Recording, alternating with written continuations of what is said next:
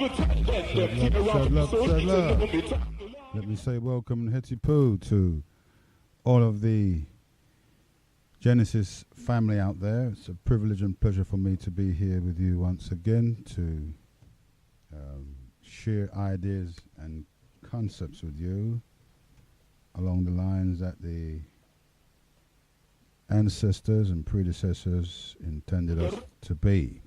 I hope everything is well with you. I hope it's all cushy and everything is, happening for you, going your way, so to say.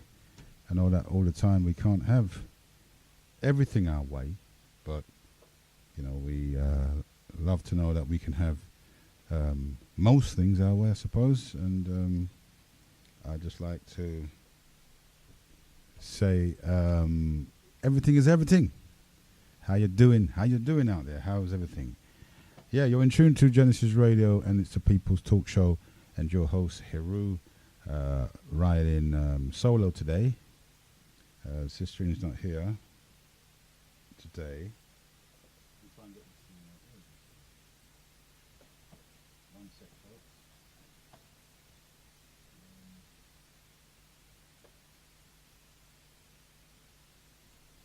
Yeah, Sister is not here today.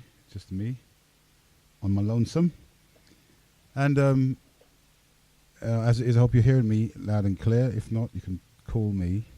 Give me a one drop to see whether I can make adjustments here. I hope I'm coming over louder. Sounds like it in the studio. But I know that sometimes people say that they can hardly hear us and ready to tear. I hope that's not the case today. If it is, just let me know and see if I can make a few more adjustments here in the studio. But I think I'm sounding okay here. Yeah, I'm sounding okay. So, as I said, and you can take the numbers from now. Numbers are, I'll get the thing right, 074 04 36 7618. And I repeat, 074 04 36 7618 is the numbers that you could use to get into the studios. And you can also text on 07931 27 62 and a 32. And I repeat, 07931 27 62 and a 32 will bring you into the studios. It's a nice warm day today, given the time of year. That's cool. And we're looking for greater things as we proceed in life. And, we by now should know, should have a good idea of how life is, what life is. And, and where we're going in the scheme of things. I think we've been around long enough now to realize these things and should stop playing games. I realize that we should stop guessing our way. It's a repeat thing, repetition. People say sometimes they get bored with repetition, but again, sometimes repetition is good. It's a good thing sometimes to repeat, especially if you know how to do it properly in a state of trance, that is repetition, you know what I mean? It's given to the left side of the brain to put it to sleep. So that's the usefulness of repetition there. If you know these things, if you're schooled in meditation, then you know exactly what I'm talking about. If you're schooled in the Kemetic meditation, the Medinuta meditation series, then you know exactly what I'm talking about. By Rana for Amen, I rise up to the Osor Set Society down there in the Kensal Rise neck of the woods, and also to Awa and to the rest of the Newts, or what you call them down there in that Osor Set Society. And of course, yourselves, who are the most important thing, where everything's geared around, yourselves, the listening audience. And sometimes I like to put myself in their shoe, and put myself in the shoes of the inquirer. And that's what we want to do today. There are many opinions, and you know what I say about opinions, innit? Opinions. Opinions are like our souls. Everybody's got one. And we've got to make way for everyone's opinion, not just my opinion. I don't like to, voice my opinion during places, times like this, where it's a People's Talk Show, where I have to, be less opinionated. I'd rather be that, and more of allowing you to voice your opinion, because that's all it's going to be. Unless you're going to wave some magic wand and make your opinion effective. And I think we ought to get used to that. And we have to know reality. I think we don't have a clear view of what reality is, And we keep tending to go on to these kind of what I call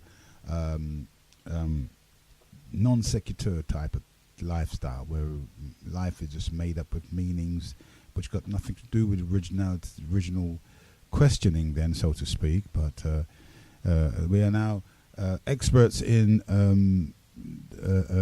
non sequitur way of living. Like, life is nothing to do with what life is really all about. If you know what I'm saying. And we've got trapped in that so much, and we don't really see the trees for the woods, because we allow ourselves to be manipulated by personalities and organizations, with all of these things. But for us, it seems to be the only most important thing in people's life today. And that's the all-important question. What is the most important thing in your life today? Have you got the theme going? And do you know the theme? Do you know the innuendos of life? Have you got used to that yet? You should do, because we've been around for 2.3 million years. And you know what I said, and if we have not learnt anything in 2.3 million years, then we have not learnt. When are we going to learn? You see, if we have not learnt anything in 2.3 million years, and you're still grappling with identity, and you're still grappling with tradition, culture, after 2.3 million years, is that what you're still grappling with? You're still eating very low from the tree of life, because you can't rise any higher, because you've allowed yourself to be manipulated by people's opinion, and people's ideology, personal, and the mental energies that tend to trap you. So I want to look at the side of the inquirer. I want to put myself in the shoes of an inquirer, or another way of doing it is like if you were an alien and that you visited the earth. What was your opinion of the earth, or how would you view the earth, and what would you say of the earth, and what do you say of the societies and all of that? So that's the one way of getting out of the quagmire of people's mental energy that tends to trap you and mold and shape your view and vision of life. I'm here to liberate that. You see, that's what I do on my shows. I do an initiation program, how to liberate yourselves from people's mental energies, and people's opinion, and people's entrapment or despotism of people's. There's so much energies in their attitude that it tends to trap you. It tends to trap you. One sec. Hello. Hello. Yeah. No, really. Yeah. Where's that? What's that? Okay, I'm going to call you back when I'm done then. Yeah? I'll call you when I'm done. I'm right near now. I can't talk. Yeah, sorry about that. Why do you always bring me up in the middle of my day? I'm on it here. Yeah, so, with all of this, we want to be sure that we know where we're going. And we're not guessing our way through life. And there are a lot of organizations spring up all over the place. I'm looking at life as an inquirer. If I was inquiring into things, and I'm looking into things, and I would, what kind of opinion would I have, or what kind of what kind of idea would I have of where I'm in? I'm in it. Where am I? And that's a big question for us. Where are we in the scheme of things? Where are we in terms of society? Where are we in terms of competing society effectively? One of the weirdest things is this, that you cannot. No, we're in society, but you're not of society. That's a bit weird. And I feel that it's a minority view, that is, in any case.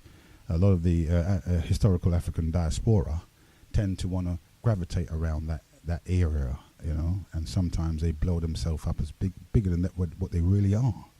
And the minority view, and you hear because as an inquirer, when I switch on the radio, and I tune into some of the shows, some other stations, like mainstream stations, and a lot of other pirate stations, and and I, as an inquirer, I would look in and listen to what's coming out, and again put myself in that position as an inquirer, and I listen to some of the stuff that's coming out. I'm thinking, are these people serious?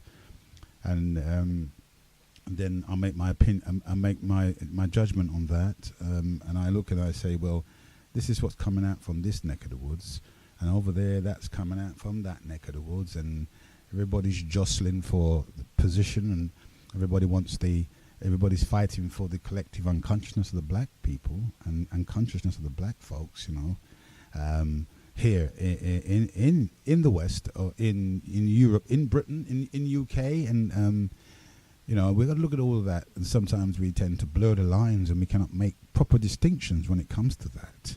Being a citizen of a country, it's I sort of, when I hear some of the things that are coming over the airwaves, and I'm thinking, well, it sounds like you're not really comfortable here.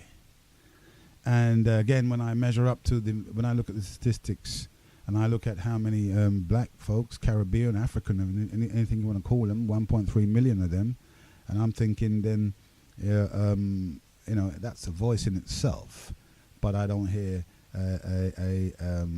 people have differences of how things are happening to them, and some of them, sometimes they like to try and rope other people in, with their idea, and people be roped in. Depends on how gullible you are, you see, and it's your gullibility that the majority or the masses are always ignorant through their gullibility. Some people just don't want the complications of life. They just want to get on with life, just want to be happy. That's what I've noticed as an inquirer looking into things. And then sometimes there are little groups that over-egg the pudding, and sometimes getting themselves in hysteria over certain things. And sometimes I see other groups that and saying sort of things. I want to ask this. I want to see if we can get a consensus here on this.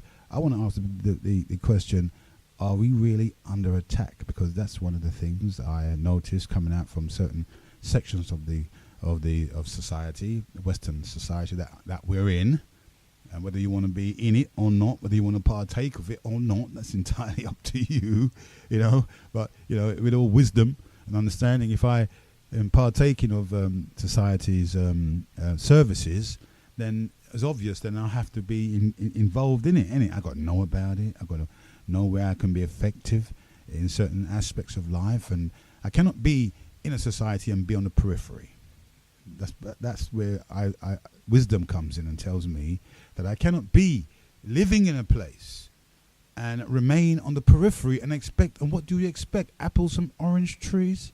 I don't know. And this is the kind of weirdness that's coming out over the airwaves.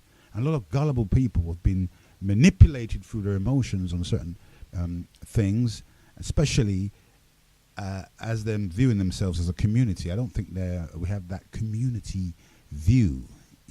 When it comes down to black people, I think is that what they say, but that's not really true, because if you look at the black community, it's divided, like any other community, I suppose, divided. Chinese community is divided. There you've got those who have difference of opinions on their way forward in society, and one of the things I think that it would do good for us to get over is the fact that there are people that run society.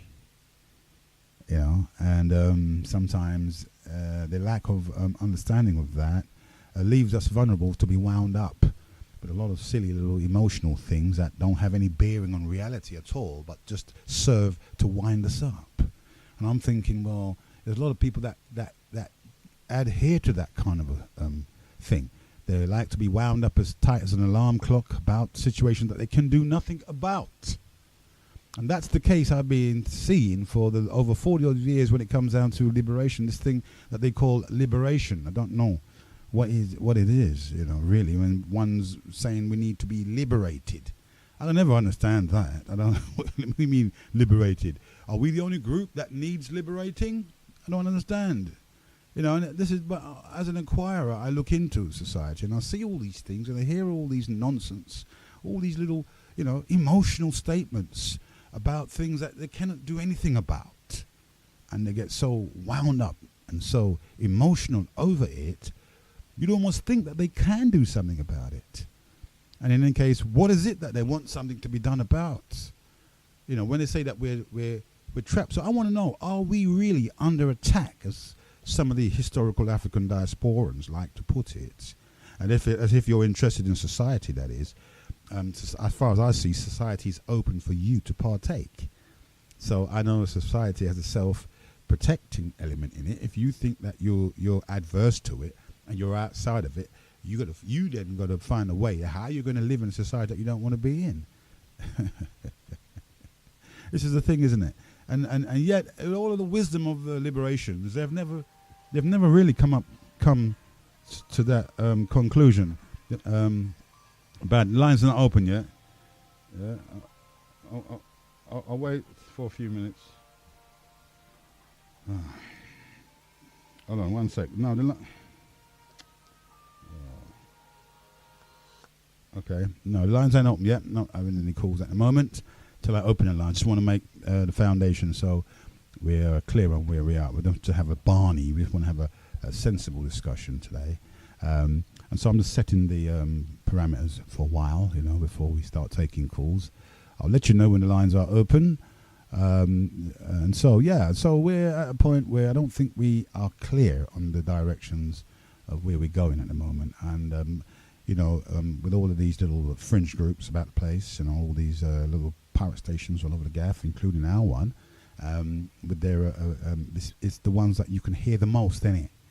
You can hear them the most because they've got the means to make you hear them the most. So, and it's down to you to tune into this station or any other station. So that is, you may stumble across the stations and you may have already having an opinion, a political opinion, but you may not see it the way that a majority of these little fringe groups tend to want to see it. And if you listen as an inquirer, you may think then, well, what are they arguing against? So I want to know, out there, are we under attack in the way that some of these little fringe groups say that we are, especially in America? You hear a lot of talk about the white man this and the white man that, and the white supremacy this and white supremacy that, colonialism this, colonialism that. But I want to see whether it's as bad as it's been made out by some of these know nothing personalities that we hear coming over the airwaves. You see, and these little opinions of people, powerless, teethless, toothless people, mind you, but just there to wind people up through their emotions about situations that they cannot do anything about.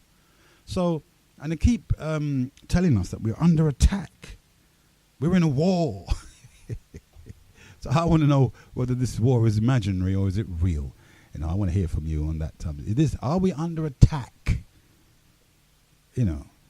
Again, as an inquirer, you listen to the airwaves. That's what you'd believe that you're under, the way they're talking about it. Oh, this and that. And yet, if you were to partake in society,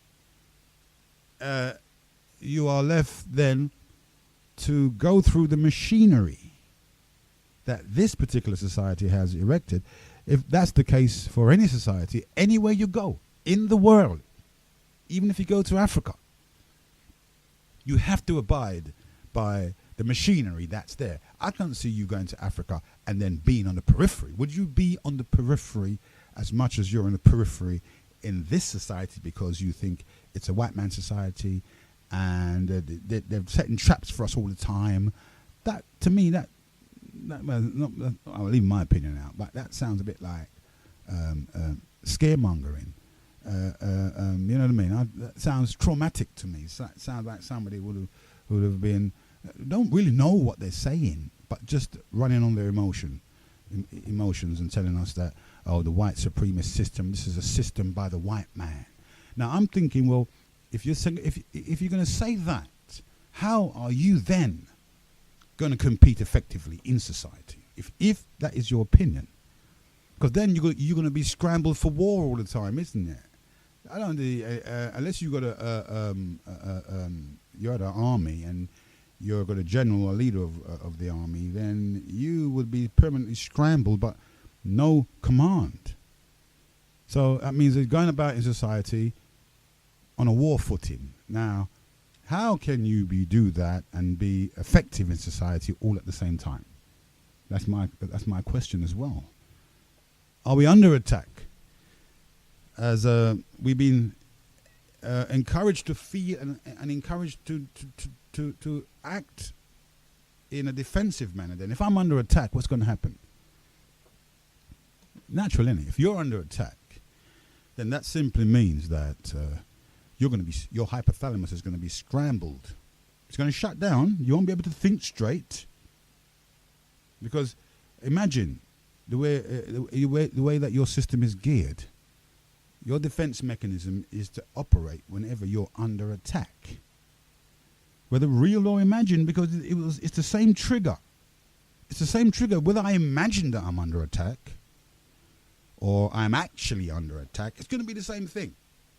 It's going to be the same trigger. So somebody can admonish me that I'm under attack and warn me, then I'm going to automatically spring into defense, ain't I? So it's an automation. That's the thing. As an inquirer, I'd have to leave with and study and say, well, I have an automation inside of me that whenever there is danger, whether real or imagined, it's going to go into operation. That is why I always say, well, it's very important how you disseminate information. If you want a good result, you have to become skilled in these things. You can't just come open your mouth and just pour anything out. Any information that scrambles people's hypothalamus is, you have to worry whether it's useful or how you're going to put that over without scrambling people's hypothalamus. But some people are like that. They like to operate through fear and dissemination, and they've never have anything good to say about anything. They've always dashed everything. Oh, this is rubbish. Oh, the white man. Oh, and they've got no way of giving you any way out, But they're there to scramble your hypothalamus so that they can have their operation by spreading dissension and fear. Talk. So I want to know from you, and you can show me where we're under attack. Because most of the time, when you listen to some of these little fringe groups, these little, liberation groups popping up all over the place, their watchword and song is, we're under attack. And they act accordingly. Everything they do is hyper. It's hyped up in such a way that, if you as an inquirer were looking in, you would think, yes, we are under attack because these people say that we are. And that's different from the usual society that you have to deal with.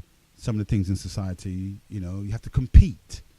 And I'm wondering if, I've checked it out the other day, we're not the poorest in society. I think the poorest group, according to what I read, was the Bangladeshi group. They're poorest. So we're not doing that bad. But we're not the poorest. The idea that blacks can't get anywhere, I don't know where they get that from. The head of Ofcom is a black woman, a Jamaican woman. And I go to a lot of councils, and I see a lot of Africans in high places, and especially in the council ward. A lot of these Africans, not even much West Indian or Caribbean then, for want for a better word, not even Caribbean, but African from the motherland. They hold a lot of positions in these councils, in any borough, you see. So, and there's a lot of black successful people too. So, I want to know, where is this idea coming from that we're under attack? Is it a plot by some of these fringe groups in order to spread the dissension, in order to get their idea over to incarcerate you once again to their idea? And some of us succumb to that. And I want to see whether we can do anything about that at least we have an intellectual appreciation of the thing, and we know exactly where we are without the emotion and without the, scrambling of a hypothalamus. And I think society leaves that, allows that to happen. As I always use the analogy of the wolf, the weak prey, for instance. In terms of, if you look at it in the jungle, you have the predator, the top predator, the lion, that tends to, and even the lion goes after he doesn't go after the fittest prey, you see? No, because he knew he would waste his time. So he's actually doing nature a good deed, going after the weakest. Imagine that. A strong animal like the lion. You think he'd tackle anything? Nope, he's not stupid. And he's going to go after the weakest prey, thereby eliminate him. And so nature works hand in hand with this thing. So we're all inextricably linked. And that system there is just for us to realize the system. Some of us do that already, and I think quite a lot of us do. And there's a lot of black folks that are very successful in certain aspects. And I want to know where we are not successful and how we are under attack. Because every Sunday morning I put my radio on and I hear that we're under attack. Whoa, white man is bad, crack at this, Nzungu this, Nzungu. Oh, it's sometimes it's a bit depressing when you hear that. I wonder if there's anything else we could ever talk about. And how come we haven't heard the voices of those that are doing things? And when I say doing, I don't mean doing in the terms of what some groups want to. Think they've got a monopoly on doing, and like to try to make people feel guilty over it. Say, doing like a doozer, doing everything but doing nothing. If you know what I mean. But that's what I see. But I want to try to get down to grassroots with this and find out if we're just howling at the moon when it comes down to our problems in society. Is it that we're under attack, or is it that we just don't know how to operate? Or is it that we've been negatively influenced for such a long time now about the system? For years, from I'm growing up, I hear to talk about Babylon. Babylon this, Babylon that. I'm thinking, could that be one of the reasons why we're not effective in society? Because of our overstanding. And it took me a long time to really come down from that level and begin to look at things realistically. Not emotionally, culturally, traditionally. No. How can I look for tradition in a European society? It doesn't make any sense. And sometimes I wonder if we've got any sense, Is that why they can walk into Africa and just take Africa over? I hear, they're taking over Africa. They're taking our resources, our time. What, just walking in and just taking up like that? Well, that's the kind of impression that they give me, this knee-jerk response, and unable to deal with African politics. Not that I know anything about African politics to make any assertion. That's why I'll stick to my world here and deal with things because I live here. I don't live in Africa, so I'm kind of wondering. Well, does it make any sense to worry about politics over there? And this is the ingredients as an inquirer looking in. I'm hearing every day coming over the airwaves. You see, and I'm thinking, where is that coming from? Is it real? Are we really? Is this a real war? Or is it an imagined war? Or is it what certain fragments or certain fringe groups would like us to believe, that we're in a war? We're not in competition. It's a different thing. I would more go for competition, but again, that's my opinion, so I'll leave that out. And that's for you to say, are we in a war, or is it because we cannot compete effectively? We don't know, because we've been negatively influenced. Or some people have. A minority have probably been that way. And then the rest have, at the 1.3 million blacks, which is a minority group, we have partaken in when we see members of the black community in government. What we do, we scoff at them, or we're told, we encourage to scoff at them because they are sellouts. Scoff at. So is it a case of us shooting ourselves in the foot all the time? We've got these little people hanging on the fringe, discouraging us when voting come. Me nah vote. We can't, me nah vote. Don't bother vote, I mean, they're telling us not to vote, or encouraging us not to vote. It's only of recent some of the groups are now saying, "Oh, I'm not telling you not to vote, but me nah vote." So if I'm influencing your life, shouldn't I be influencing you correctly? Shouldn't I be influencing you about this system? How to get it is what it is. We didn't create it. We come here and we see it.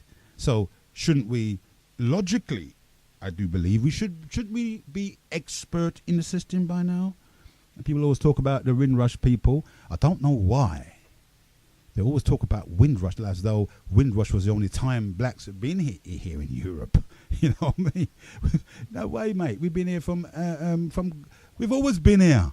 There never ever was a time that we have never ever been here in Europe. How about that? Yeah. Stick that in the pipe and smoke it. In actual fact, I keep telling people that we were the first Homo sapien sapien of Europe, brethren. When Europe was our backyard. In any case, we should chase lions down Peckham. Yeah, we're talking about. It's our home, it's our backyard. There never ever was a time that we have never been here in Europe. We were Europe's lords. I keep saying that just to remind you. Of course, we were lords. I don't walk about Europe as a slave. I walk about Europe as a lord. They can see it in me. They ain't going to move me out of the way like I'm begging existence here. I don't beg existence here, brethren.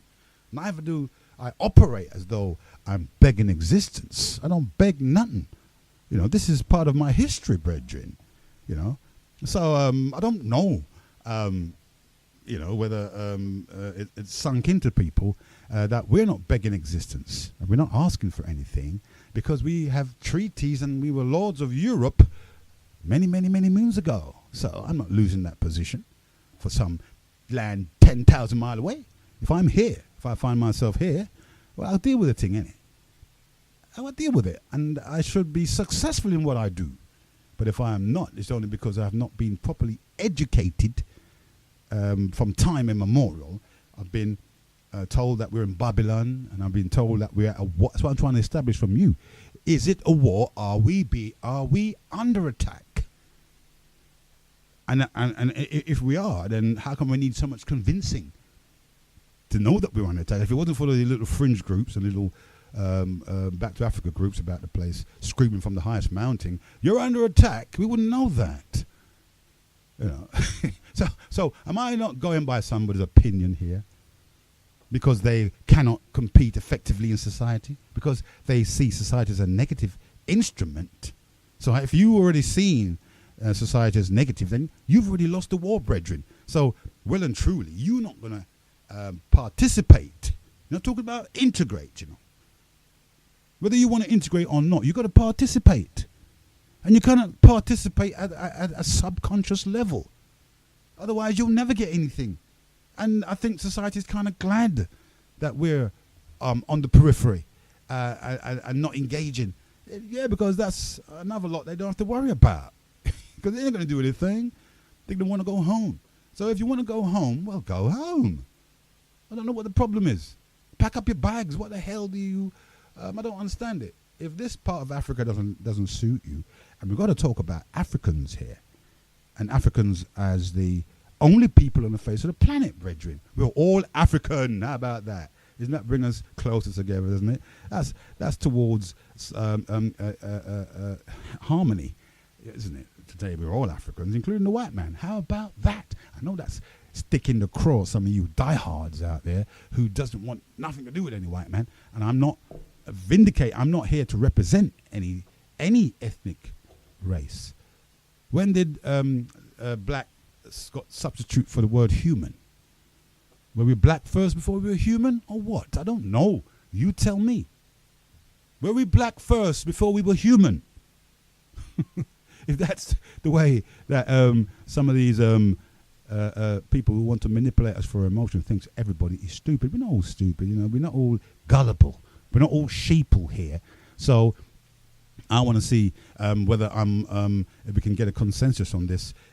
Are we really under attack? So if you can give me some information, you can. The numbers are 07404367618. I repeat, 07404367618. We'll bring you into the studios. Call me and tell me, are we really, and show me where we're under attack. And I know that the statistics going to be the one thing they're going to say, well, it's more likely black people are arrested and stuff like that. Hold on. Wait a minute. What happened to this phone there, man? Hold on a minute. I'm trying to answer this phone, but it won't answer. Oh, sugar. Yeah, okay. Try again. I don't know why this phone wouldn't answer. Let me open it. Okay, it's open now. I open the phone. So, you can try again. Are we under attack? Yeah, sorry, caller. You can call back. Let me just take... Oh, one sec. Hold on a minute. One minute, Paul. 1 minute. One minute. Here we are. Right, let me just sort this out. Put me with my pants down. No, that's not it.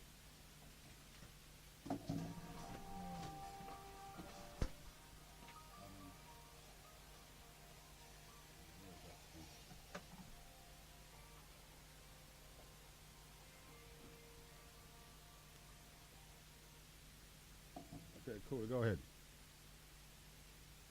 Hold on. Go ahead. Okay. Are you there, caller? Keep talking.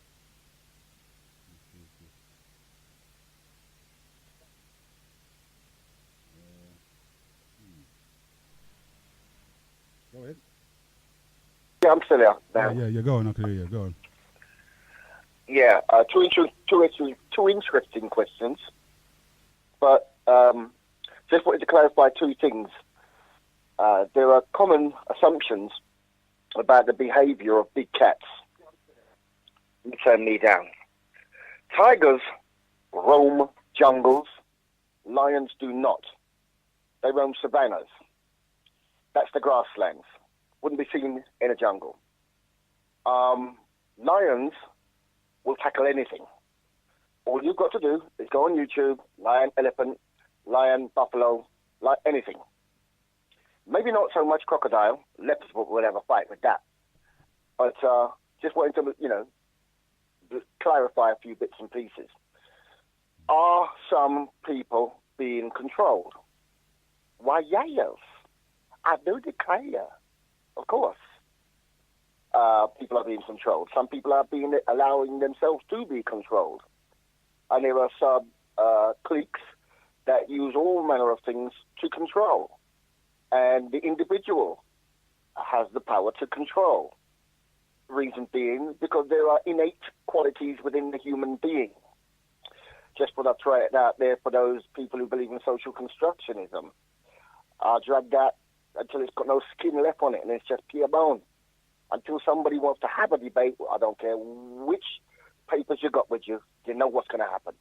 So anyway, there's innate qualities within us that we are easily manipulatable, if there ever was such a word. I think I've murked that. And people use mechanisms and tools to do so. Some people use their rhetoric for good purposes.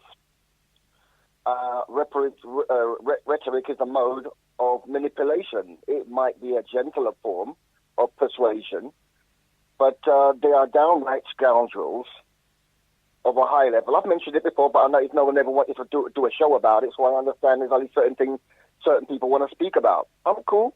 That, in of itself, is a piece of control, denying someone the right to speak. Telling people what to say, how to say it, is all part of control. Of course, many people are under more control than others. We all know this. We know people who've been assassinated because they spoke out against the kind of control people want to let there be. There's belief in things because nobody actually picks up a book and does the research. And so when they do hear somebody like myself or others, rather than they actually listen to what they've heard just now, for argument's sake, and say, that was interested, or that was well put, he don't sound like me, he don't wear kente cloth lightly, I ain't sleeping with him, he sound like this, I bet he that. It's kill the messenger. And that's part of control. I just listened to a whole heap of control on Galaxy Radio, and I think they need to get their props when they do a good job on Galaxy Radio. I think their thing is total control. Now, it's amazing the way they do it, and so therefore they only give you a hint of how deep it goes. But they were talking about Brexit, and it seemed to me that the host didn't even do any research about Brexit. Had no idea about what Brexit was. Then he brings on Councillor Marxist, and he sprouts all this nonsense, and every contributor that came on had nothing good to say about Brexit. They're all EU. Would you believe it? Does it make sense, right? I've said it before, and I've put it out there again. Right? France is tyrannizing African countries. Even one of the ones that idiot went to. Right? In fact, when France left the country, I was on a different show. I read what France did when they said you want to be independent like the English countries. Well, we're going to wreck all your institutions, and they did. They smashed everything, took what they couldn't take. They burned. It was like the Vandals. That's what France did, and then put a price on them. That's your EU for you. You know what this reminds me of? Just a throwback. You see all those Pan-Africanists who love to control. Once upon a time, and I think you might remember, you was in that crew to a degree. You could tell us why people do it from that perspective. But they hated Gaddafi. Couldn't stand him. But once he was dead, and people like myself and others told you what he was doing, and read out again, reading research, what he actually had done and what the plans were, all of a sudden, you see how they switch. Oh. Now that's control. That's real control. Hold on a minute, but I ask you a question. Are we under attack? Are we under attack? Yeah, that's right. Well, that was the question was. Of course. If you're not free to be you, to make your errors, as all babies do, then you won't put your hand on the fire or whatever it is. If you're under control, then you are effectively under attack. It's stopping you from your own destiny. Yeah, you might. There's many. Yeah, are you there? So, yeah, I'm still there. I thought you wanted to interject. I was going to say that. Is it just the black community that are under attack? Oh, no. This is what I'm trying to say. It depends on what you mean by black community. You said something about, and I never get this, and again, all those Pan-Africanists, if they were to want to have a debate, they know what's going to happen. I've kind of indicated it by some of the things I've said. And I don't have to ISIS and Rasta, nothing. I don't have to Hotep or nothing. You're going to get destroyed. I want it to shake their boots and their hearts. They're going to get killed. Killed. You don't ramp with me. What are you talking about? Okay, bro? not at all. You must know where you stand. Now, this is just debate. It's an intellectual discussion, and it's a learning lesson. There's some information that they may be able to teach me. I keep my mind open all the time, and I think it will always be so. I don't feel said, boy, I've got ear on my chest. I don't need to know no more.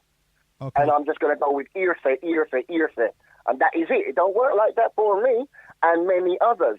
So Are we under attack? Depends on who you think you are. Many people think they know who they are. Many people actually utter words that they think they thought of and don't know they've been implanted in you. And there's a certain amount of words in a lexicon that they'll know you will choose because you haven't discovered who you are and didn't give yourself a chance to discover who you are, because you kind of like to walk lockstep, and some people like to be sheep. There's comfort in company. Okay, so it's not just about black people. And this myopic, this kind of narcissistic, it's all about us. Listen, number one, there is nothing, especially what you might call the black community, the one that rail up on, they go on the marches and all that. There is nothing about you that chills anyone. Nothing. There's not one scripture, no book, no nothing. And your leaders would afraid of me in a debate. There's nothing about you. Yeah, nothing about you. Yeah, so this idea about, attacking you, no? They just wind you up and let you go. And probably pay a bunch of them money every month. These people don't got no education to know better. Okay, you know what I mean? So they're the kind of licky, oh, help me, please. Oh, what am I going to do? Yes. Okay, nigga, we're going to give you this to do. All right? And you do it every Sunday. So all right, nigga.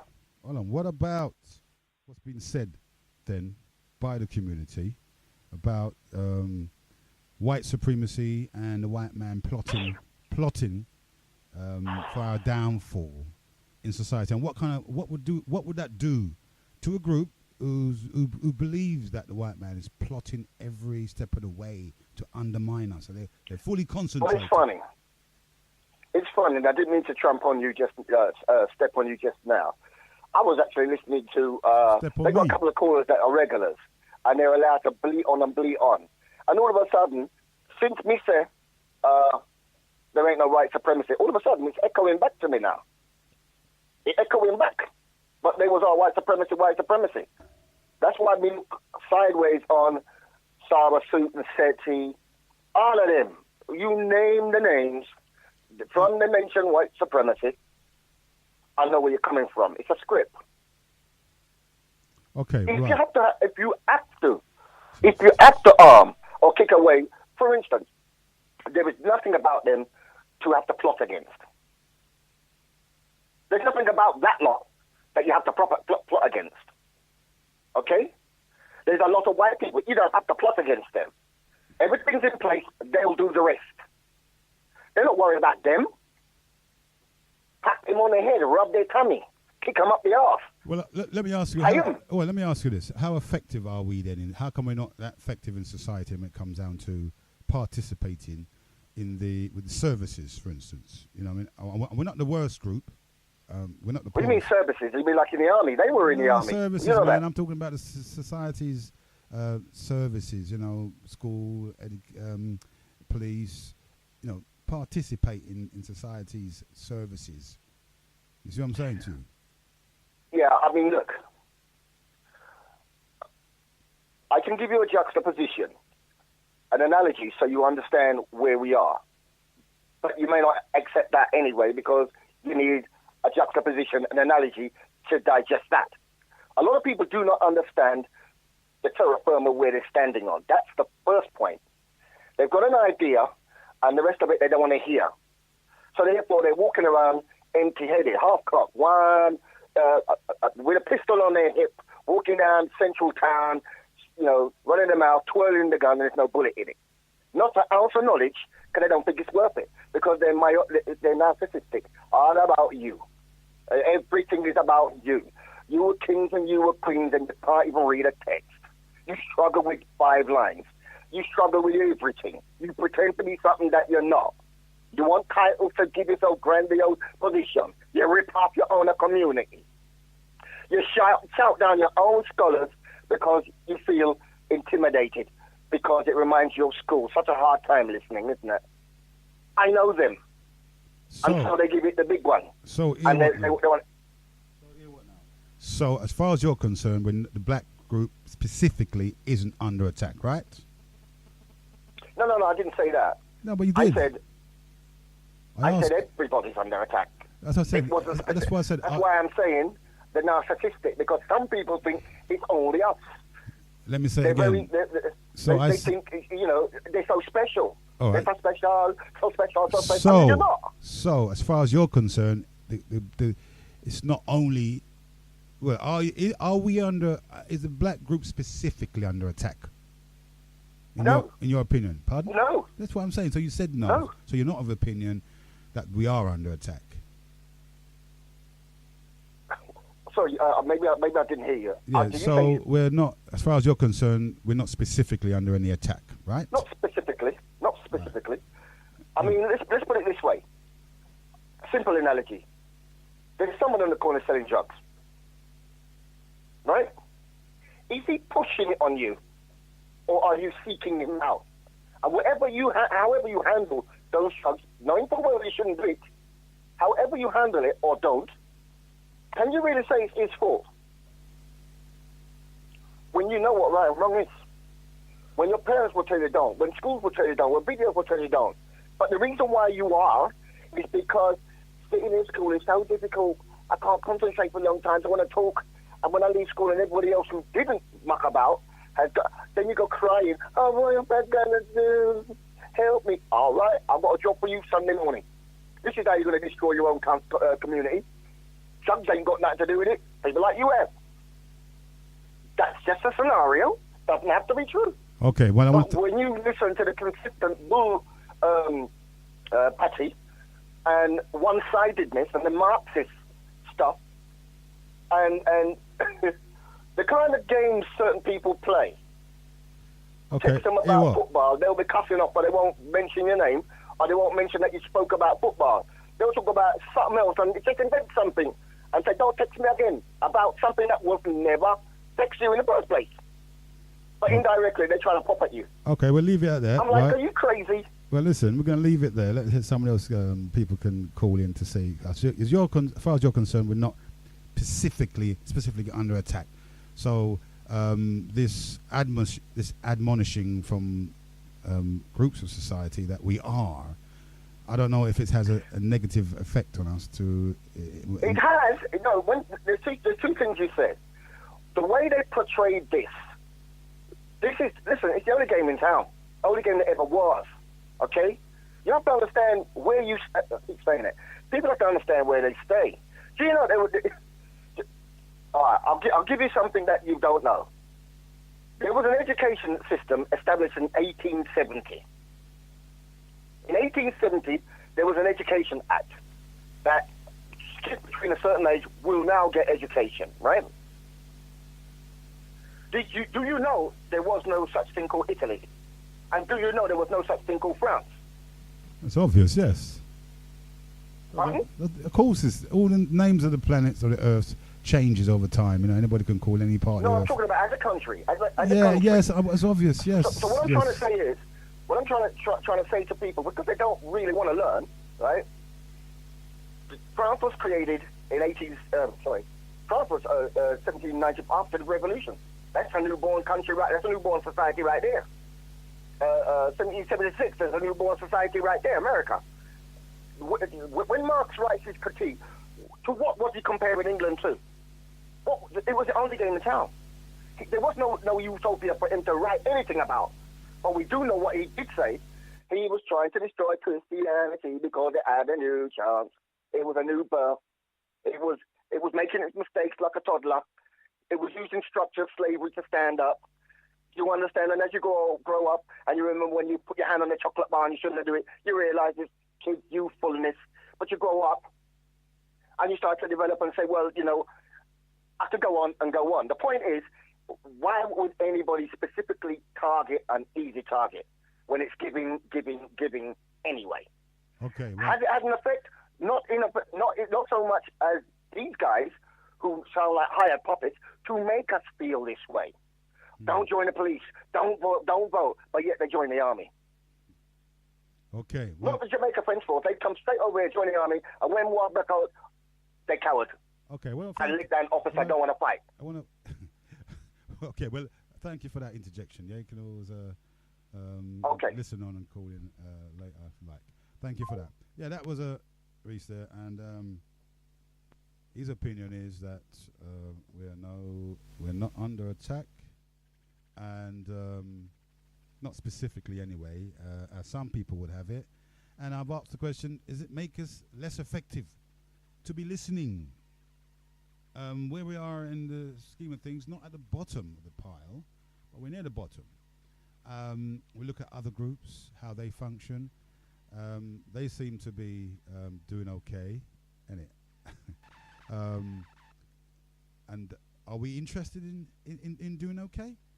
I think we are, because, as I said, there's 1.3 million blacks here in Europe, and they seem to be getting on with life and doing quite well, actually, as far as their development is concerned.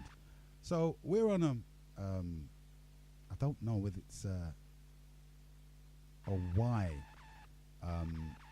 after being in Europe for a long time, we're talking about some hundreds of years, we're in Europe, and that's where we are. We're not outside of Europe, and those who have intentions of staying here, I think, realize that they probably would have to use the machinery and then lose the stigma. But it appears that some folks don't want us to lose the stigma. We hear every day, that we're taken from here. I don't know how that helps us. The information that's been meted out can help those of us who wants to find some kind of strategy in getting on in life. You know what I mean? In terms of family, when you got the family there, your family, your children excel in school, and then they leave school and they excel in society. Or is what they say, the black on black violence that they put down to ignorance, is that a symptom of parents not being able to use society to encourage their children to do better? Because obviously they cannot give them jobs, and they know that the job prospect is small, but at least there's other places in the world that one can go for work. And so is that gang thing that we see today, is it a result of parents in themselves believing that we've got no hope here? And I don't know about you, but that seems to be defeatist straight away. Because if you see, it depends how you view society, right? If you view in society as something that is against you, and maybe you're live on Genesis. Brother, you're very low, you know. Eh? Very low. You're very low. I'm very low. Okay, I wonder why that is. Yeah, man. I to my phone, Yeah. I can barely hear you. Oh no. Yeah, I kind of. I was noticing that. Think about it, right? Oh, hold on. Hello? Yeah. Go on. Yeah, go on. Just think about it. It's been going on for a long time now with Genesis. Quality of Yeah, I know. the system is terrible. Why is that? Well, it's Years me. it's been going on. I don't have something to do with you, but I'm not saying. I know. Years Yeah. going on.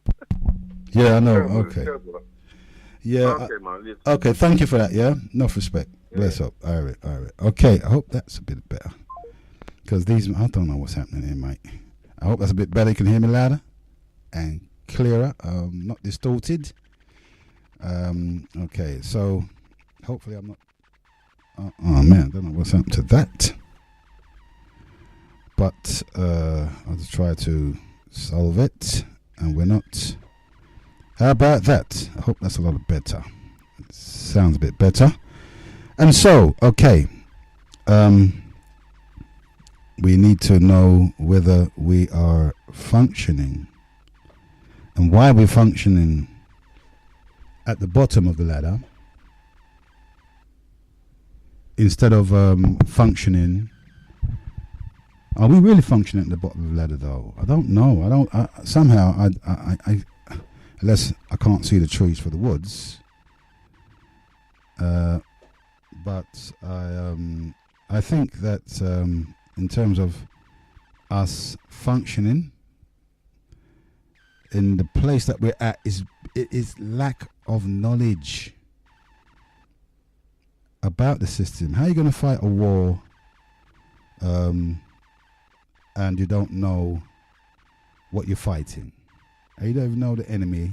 If they to use those terms, I don't like to use those terms because that tends to scramble people's hypothalamus to think that we're on a war footing. You know what I mean? And so I rather try to find another term to use other than that, because to say that we're in a war would seem to be, setting us up for all sorts of wrong thinking. Anyway, I'll take this call.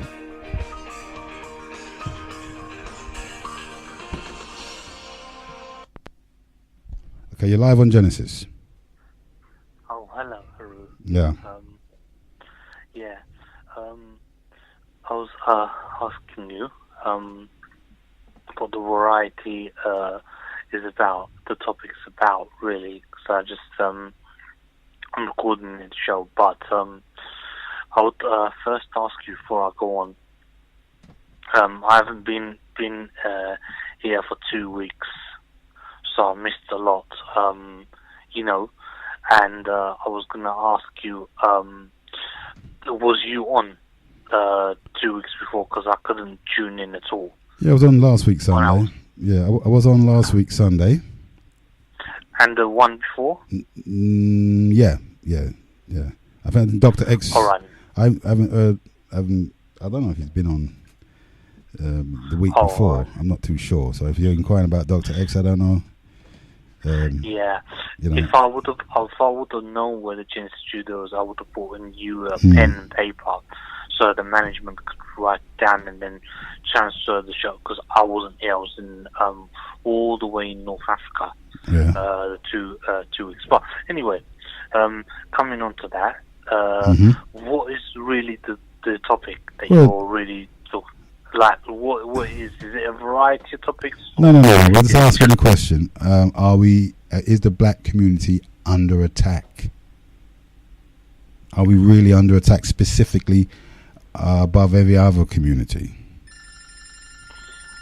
Well, I don't want to be involved in black shoes, as I said. I'm an outsider. So you're asking me, I think, yes, there's black communities under attack. Then, after that, the disabled community under attack. Yes, people are attacking. People are wiping out races as we speak. What do you mean? What do you mean? What do you mean, wiping out races? Wiping out. Well, do you know what's happening in Australia right now to the Aborigines? Yeah. They've But been wiped out. Yeah, but listen. And then. Listen, 1 minute. Sorry to cut you, but I'm not really featuring on what's happening outside my circle. You know what I mean? Because yeah, I know. Because it can't do anything about it, and I think that our community needs a lot more attention than communities outside of our remit. I don't know, they keep mixing things all the time. I don't, taking away our concentration and attention for here. But basically what I hear, I mean, you talk about we're the bottom of the ladder or the top of the ladder or thing of the ladder. Well, I hear, I mean, this is not me saying it, so I'm just messenger boy. I have to read up and I hear different opinions. I hear some say, well, we're at the top of the community and we're not under, like they're saying, we're not under attack because we're starting to now wake up. Things are starting to happen. Well, anything that has happened to us, we start to get together. Instead, we touch one of us. So, there's many different things, So, like people are saying, well, you're not at the bottom of the ladder. Some people say, well, you're at the bottom of the ladder. Some people say you're at the top of the ladder. Some people say, I read up. I don't know which one is true or which one is not. So you understand what I mean? This is what I'm saying. You don't know which is whether because of what people say as the inquirer. Well, I read up. I mean, like, for example, one presenter, he says, well, the black community has gone to the bottom of the thing. And everyone, they're choosing to dance. There's no, some people say well, some other people say, when I read up, and some people say, well, hold on a minute, well, we're at the bottom of the thing, because all we ever do now is that there's no information coming through. Every one of us is dancing. There's no other talk stations like there used to be. There's no talk shows like on other stations like Sony Genesis. And some people say, hold on a minute, well, we're not under attack. We're more at the top of the ladder now. So there's different opinions, and I read up, I see, I don't know which one is which. So, and that bottom thing, I can't really comment. And when I do comment on this, people will be upset. So I don't want to comment really on thing. However, but I wish there was other topics talked about, because so much serious things are going on. Serious things. Well, yeah, all right. So, but we're trying to make sure that we're not sort of barking up the wrong tree here. Private number. I'll see you call in. You can call back after the bird track is finished. And so you're confused about where we are as a black community. You said you're confused. Some people are saying we are, and some people are saying that we're not. So it's hard to really think, and even me, I'm hard to really comment on it or give my own opinion, because remember, I'm an outsider, so I can't really give my own single opinion on this. I just follow what people have said. I just follow, so I don't really know. It's very confusing. So some people say this, some people say that. There's not really much information coming through, this and that. So it's very, very, very confusing of what's happening. Some people say yes, we are.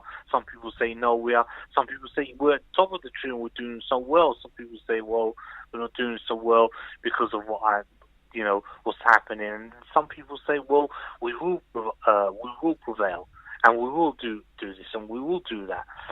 So there's many things that people are saying. So I don't know which one. So I can't really comment. And when I comment, remember, I'm an outsider, so I can't really comment on that issue, because then they'll be so I can't do that. Well, you can have I'm not allowed. No, you can have opinion on it. You know what I mean? No one's stopping you. No, I'm not allowed. I'm just not allowed. I just have my own principle. I'm not allowed. But there'll be some other things I would like to run, because the People's Talk Show, and just keep carrying on. If there's any other things out there people can bring, then people can bring it. All right. If there's any other issues out there. Well, feel free to call back. There's only one this Sunday. Okay, well, feel free. As you listen, you may be able to interject later on. So feel free to call back. Thank you for that interjection. Yeah. Enough respect. You're in tune to the People's Talk Show, and it's Heru, your host here, and that was Bert Track. And we're trying to find out whether the black community specifically, how much real attack are we really under, to the point where we cannot. You're live on Genesis. Yes. Yeah, man. Where else? There, brethren. Am I coming over properly? Can you hear me loud enough? Yeah, hey, bruv, you're coming out. This is the best I've ever heard. Hey, brother, which engineer are you? Me, man. Your eye some sucks and sound winding them guys. Yeah. Hey, imagine. Some big engineer eye. Yeah, man, that's good. As long as you're coming over clear. Yeah, so what's your... best engineer. Yeah, man, so what's your opinion? Are we under attack, brethren, as much as... Bruv, listen, fuck Track and fuck Reese. Yo, come on, man. You know better than that. Swearing. No, come on, man. No, but I can say that, man. Come on, man. Yeah, but you don't have to swear. It's not that show. Anyway, carry on with what you're saying. Listen, bro. I've had enough of them. Fuck them. Oh, come on, man. Track. Listen, no, brethren, me ain't gonna fall over the swearing thing. Come on, man. Yeah. Anyway, just say what. Why do you say that? What is it about them that you don't like? Listen, they're paying into. We are paying them to kill us. You know what I'm saying? We're paying taxes to kill us. Yeah, but they're paying taxes. You see what you just said a while ago, and you were so upset about Bertrack and Maurice because they don't subscribe to that idea, And I know that there's a lot of people who do. You just said they are paying tax to kill us. Now, explain to me in what way. Yeah, I mean, what I'm trying to say is it's not just them. Yeah, they're putting their head up the parapet. I'm talking to all of us, all the black people. I'm not just to what's his name, Burchak and his people. There's all the people. There's Reese and his people. There's your people. They're not subscribing to me. And there's your people. Because, no, my people is myself. No, but I've heard you. There's only a few people that subscribe to my. No, but yes, but at the same time, you just said that we're paying tax for them to kill us. Now, if you say that to me, straight away, I'm going to say I'm going to get very worried about that. I'm going to have to look like I don't know. I'm going to have to go and defend myself in some way. You pay council tax, don't you? Yeah, but it's not. Wait, is it to kill myself? I don't understand that. What are you talking about? You're paying You're paying the police's wages. Yeah, it's normal. Normal in any society, even in Africa, it's the same thing. So what's the big deal? Bro, I don't get it, man. Well, neither do I. No, you're saying to me I'm paying taxes like I'm doing it, as a choice. You're paying the wages. Everybody, yeah, but that's not my choice. They take my money. It's not your choice. We don't own money, yeah. So when I do a bit, listen. Hold on a second. What? Are you saying it's not your choice that you cannot withhold the council tax? No, you can't do that. How can you do that and without getting in trouble with the courts? Are you prepared to go to jail? Are you prepared to go to jail? Listen. Ask you a question, brethren. If I don't pay my taxes, what I'm saying is, yeah, go on. No. You see, this is what people get wrong. You're still going to be paying your rubbish bill. Aye? You're still going to be paying the other bills. But don't pay council tax. No.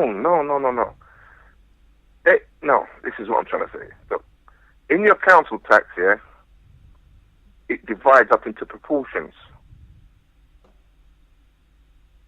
You got the rubbish people, you got other services, you got the fireman, you got other things, and you got the police. What I'm trying to say is that you should stop paying if you feel that those services are not actually you're paying for, then you should not pay that. I'm not saying you shouldn't not pay for the other services, your rubbish and your fireman and your ambulance or whatever it is in there, your council, whatever it is, your thing. But I'm saying that if you're not happy with the police services, then you should withdraw that amount. So have you done that? Well, the thing is, yeah. When you said put your fall on your sword, right? Yeah, that's right. I'm not prepared to fall on my. I'm not prepared to fall on my. So why say anything at all, brethren? I'm not prepared to fall on my sword at the moment. So why say anything then? If you're not prepared to do it, why are you? No. Rabble rousing. Nah, bruv. I'm getting people to think, man. Come on. But you not do it. This is the trouble with some of these liberation groups. You know why? You know why I said people won't fall on their sword? They encourage other people. They wind people up as tight as an alarm clock, but they ain't doing it. They ain't prepared to go the whole hog, but they want you to. But what I'm saying is, bro, and this is exactly an example. Yeah, go on. What I'm saying is, bro, I'm not saying I'm not. Listen, I'm prepared to fall, but I'm not. I need to do the research. You know what I'm saying? Well, you know what I say about that, brethren? If you're not prepared for it, don't talk it. No. What I'm saying, I'm the first one to do it, yeah, because I've done it before, but you know what I mean? I need some other people. What I'm trying to say is, you want somebody to actually. You want somebody to do it before you? No. What I'm trying to say is that we need to have. It's not a thing where you just go out and do that, because you've got a difference between psychopath and sociopath. The psychopath will actually calculate. The psychopath would actually calculate everything. Yeah. Yeah. The the sociopath will just go in there and dive in and just do like a nut job. So what I'm trying to say is here, you have to calculate everything. Yeah, but you come in here cussing too, man, because they don't think that they're under attack. They can't work it out. And you say we are under attack, and you said we should not pay any council tax, but you're not prepared to do it yourself. You go to jail because you're not. I never said that. I never said that. I said you said you're not prepared to fall on your sword. That's what you said. No, I never said that. You did. I'm prepared to fall on my sword, but not right now. Okay. Right. So this attack. I need to fall on my sword. Yeah, but this attack that you're talking about, it said we paying our council tax for them to kill us. What do you mean? Could you just elaborate a bit more on that? Well, you're paying the police's wages. The person that killed our brother in the shop. Who do you think's paying their wages? Yes. So what's the conclusion? You said, all right. If you're saying to me that we can legitimately call a halt on police getting paid by saying let's all hold back the amount that the police is getting, right? Yeah. But that's not apparent to everyone. I mean, it's not that people don't think about this. They don't. Isn't it because they have a different channel to go through to deal with that, rather than stop? How else can you? Let me tell you, right? I've been on the earth. I'm Middle Ages now. How else can you? What is the other channel? Well, this is what I'm saying. The system has its own mechanisms to deal with protest, right? So if you're gonna be and what you call a pressure group, bruv, if you're gonna be a pressure group, I've been through all. Listen, bruv, been through all them systems. I've complained to the IPCCA or whatever they're called.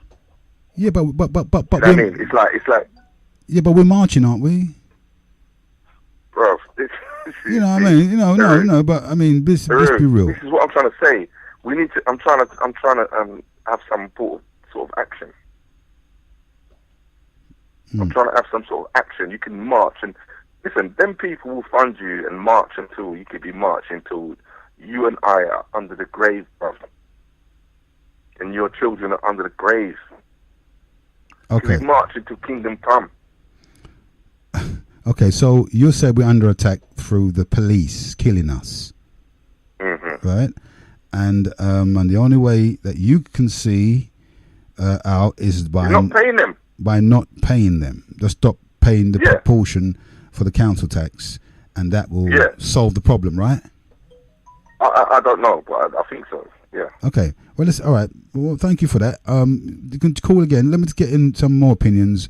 You're the one that says yes, we are under attack by the police. Let's see what other people say. I can point out where else we have been attacked, because I'm talking about specifically, targeted. What, individually? No, the black group has been specifically targeted. That's what I'm saying. That's what you're saying. That's happening. Yeah, listen, of course, man, if you see the capitalist system, the way the capitalist system is, what we don't realize is that the 1% of people who control people, right, when you talk to white people and black people and all them kinds of people, what their thing is anarchy. Their thing is anarchy, so the rest of us under the 1% is, when you talk to a white person, you say to them, okay, all right then, is your child in the future going to be some sort of, are they going to be some sort of rich politician? They say no, of course not. Because they're not in that little, the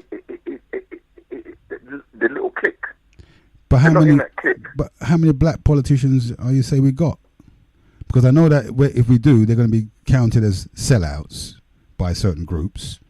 So they're shooting ourselves in the foot straight away, right? Because we don't have anybody in there, because we say whenever they get in there, they forget about us. All right, te. So really, that leaves us nowhere. You understand what I'm saying to you? Where does that leave us, brethren? I'm not sure about those little politicians, right? Okay, like, don't forget, right? It's because, okay, like, see that Shaka Amunya and then man there, right? If they realize that the black vote is powerful, so they would come up and say, "Oh, I'm for little black things and little things, they realise, and most of the black vote is in Labour. You know, but when Labour got in, right, it's the same like as Barack Obama. You know, they fool the people to say, like, a black man's in politics. Oh, yeah, let's vote for him. But he was the most that killed people in Africa. He killed everybody. He sent the most drones and everything in Africa. Yeah. So let's go with it. Let's go with the notion that we're overrepresented in the jails, and we're more likely to be arrested, and things like that. Yeah, we know those statistics. Right. We know them statistics, but what are we going to do about it? Well, this is what I'm trying to show you. Too much talk. Listen, I'm middle ages now. Well, there you go. So, even though with the notion that we've been underrepresented in Parliament and overrepresented in the jailhouse, that substitutes that we're under attack, not our inability. You know what I mean? You're of the opinion that it's not our inability to participate properly. No, why? I think it is our inability. Why? You think we're educated properly that way? Yes. I think it is our ability, because what it is that when you get like Star Trek, you get assimilated into the collective. Yeah, you don't become British. You know. Okay, I was speaking to her sister yesterday, right? And I said to her, she travels, and I said, when you're in the Gambia or Africa, right, and something happens to you, are you going to go to them and say, oh, I'm Nigerian? Look, you're going to go to the blasted British embassy to help you. Yeah. And you're going to be happy for the British man to come and check you in jail. Listen, I'm the British consulate. You're British now. You see it? So, as far as you're concerned, what's holding us back is the system that's holding us back, rather than our inability to participate effectively with education in terms of becoming politicians, becoming the rest of the things that we need to become, right? We're doing that okay, and we still ain't getting through. Is that what you're trying to say? It's a simulation, bro. It's a simulation. What, and we done that okay, yeah?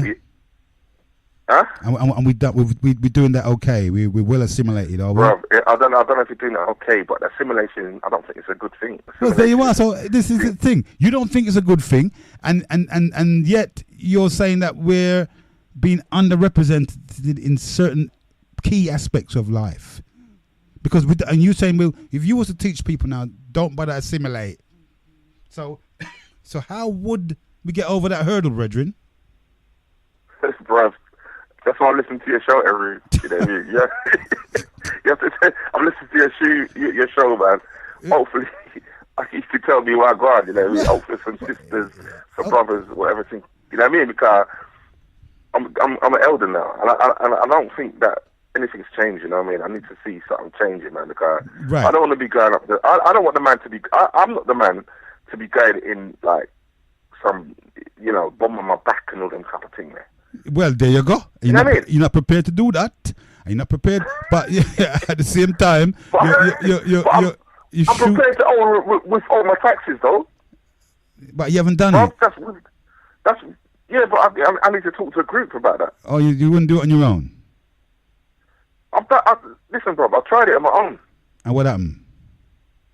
Well, they're gonna put you in jail. You just pay the tax. So why never go to jail? It's like you just play the thing, innit? No, why don't you go to? Listen, man, why don't you go to jail for your cause? What do you mean your cause, brethren? This is the trouble with some of these groups, yeah? They bring you to the pinnacle, right? And when it comes to the fight, and it comes to them sacrificing their life, I'm not going. You can go, but I ain't going. But they're the biggest mouth. I can't get Genesis in. They might not get Genesis in jail. Bro. No. You know what I'm saying?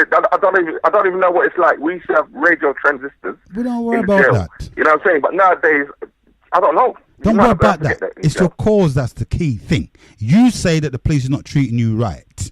You say you're not going to pay them any money. Therefore, they tell you, we're going to throw in jail. You should say, throw me in jail then. That's my cause. I'll go to jail for that. Maybe that's what we lack. Guts. Bro, sacrifice. You know what? If I can get Genesis in jail and get certain privileges, you know what I mean? Got the biggest mouth. I mean, people got the biggest mouth, yeah?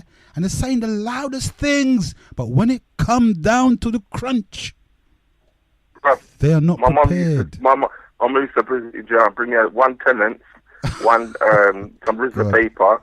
You know what I'm saying? I'd be happy for that. But you know you'll be registered for a cause though. I mean, they would after about maybe a couple of months in jail, they would come and visit you and say, "This is a protest. You know, this is not a criminal act." You could say, "I'm protesting," and a lot of people who believe in what they're doing. Bro, you look at the political prisoners. Listen. Look what happened to Nelson Mandela and all these type of people. You know what I mean?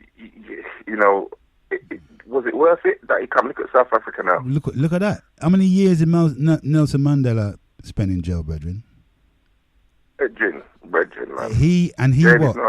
It's not only him. Marcus Garvey, Malcolm X. I don't know about the biggest man, right? You know, you can once they incarcerate you and hold you down, and you know. Don't we worry about all that for? You see what I mean? We're not talking about what the result, right? We're saying for the cause, brethren. Yeah, bro. Sacrifice is needed. Bro, the thing is, no one ain't gonna come and visit my son and Are we worried about that? Parents. Are we worried about that? Yeah, because you know what, right? A man said, you know what a man told me the other day, right? The man said, do you know Bunny Wailer, right? Bunny Whaley was Bob Marley's brethren, yeah? And they said the reason why he dead was not because of, like, rare.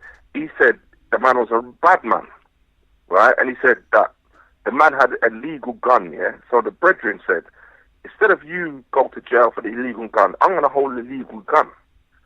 So he took the rap for the brethren, and he went to said, right. as long as you look after my parents and my family, I'm cool. I'll take the rap for you. My man, which is what the man said, you can Google it. He never looked. He didn't give a shit about the parents or nothing. He didn't look for them nowhere. So my man took the rap for him for no reason. So when the man come out, my man was vexed, brother.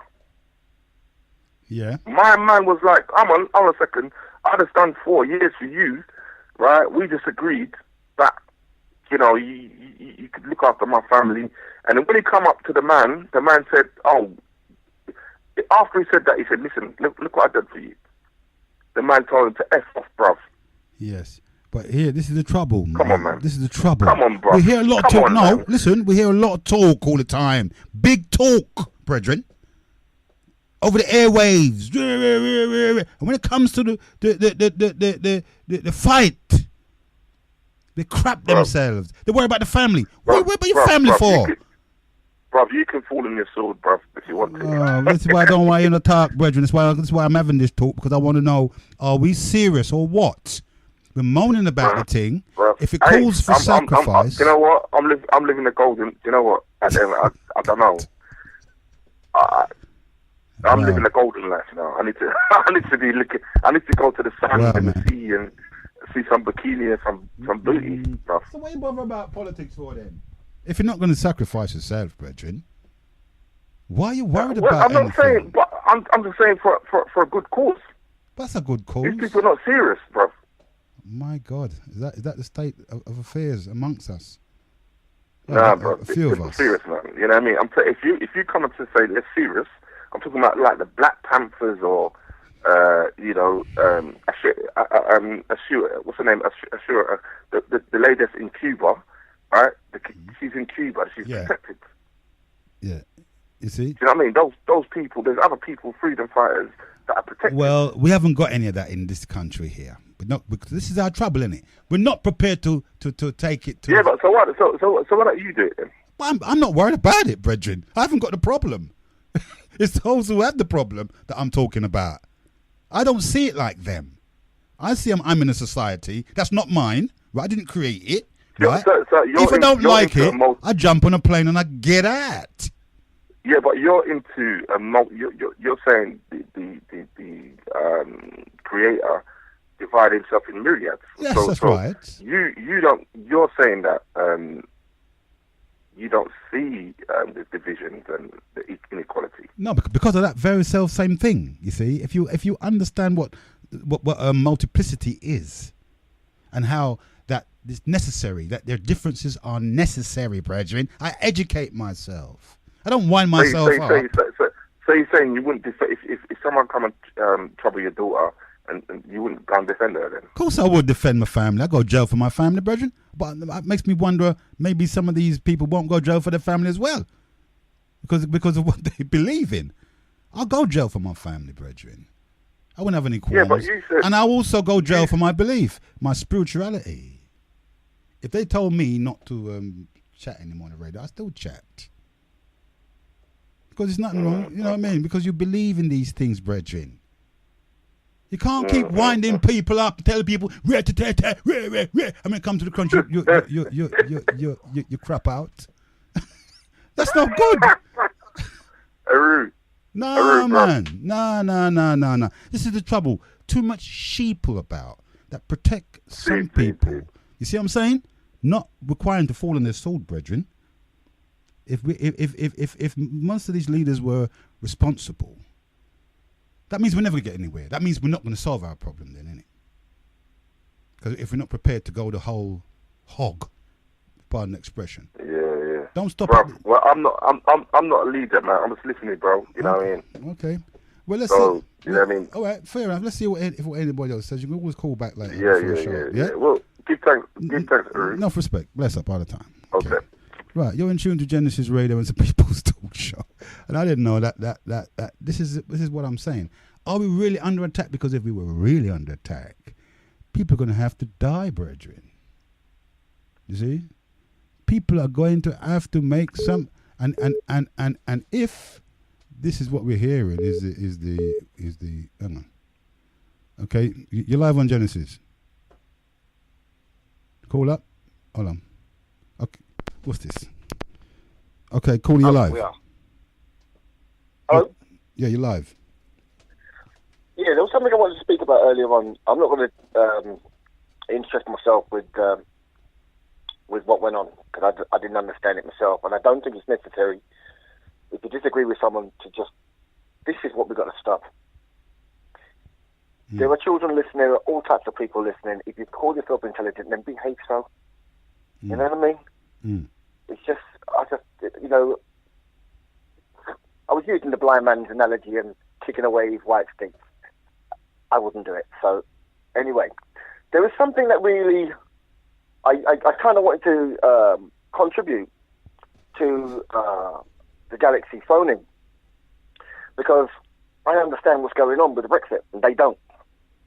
And there was something that really got me. Let's not make it about Galaxy, shall we? No, hold on. It does link. It will link. Trust me, it will link.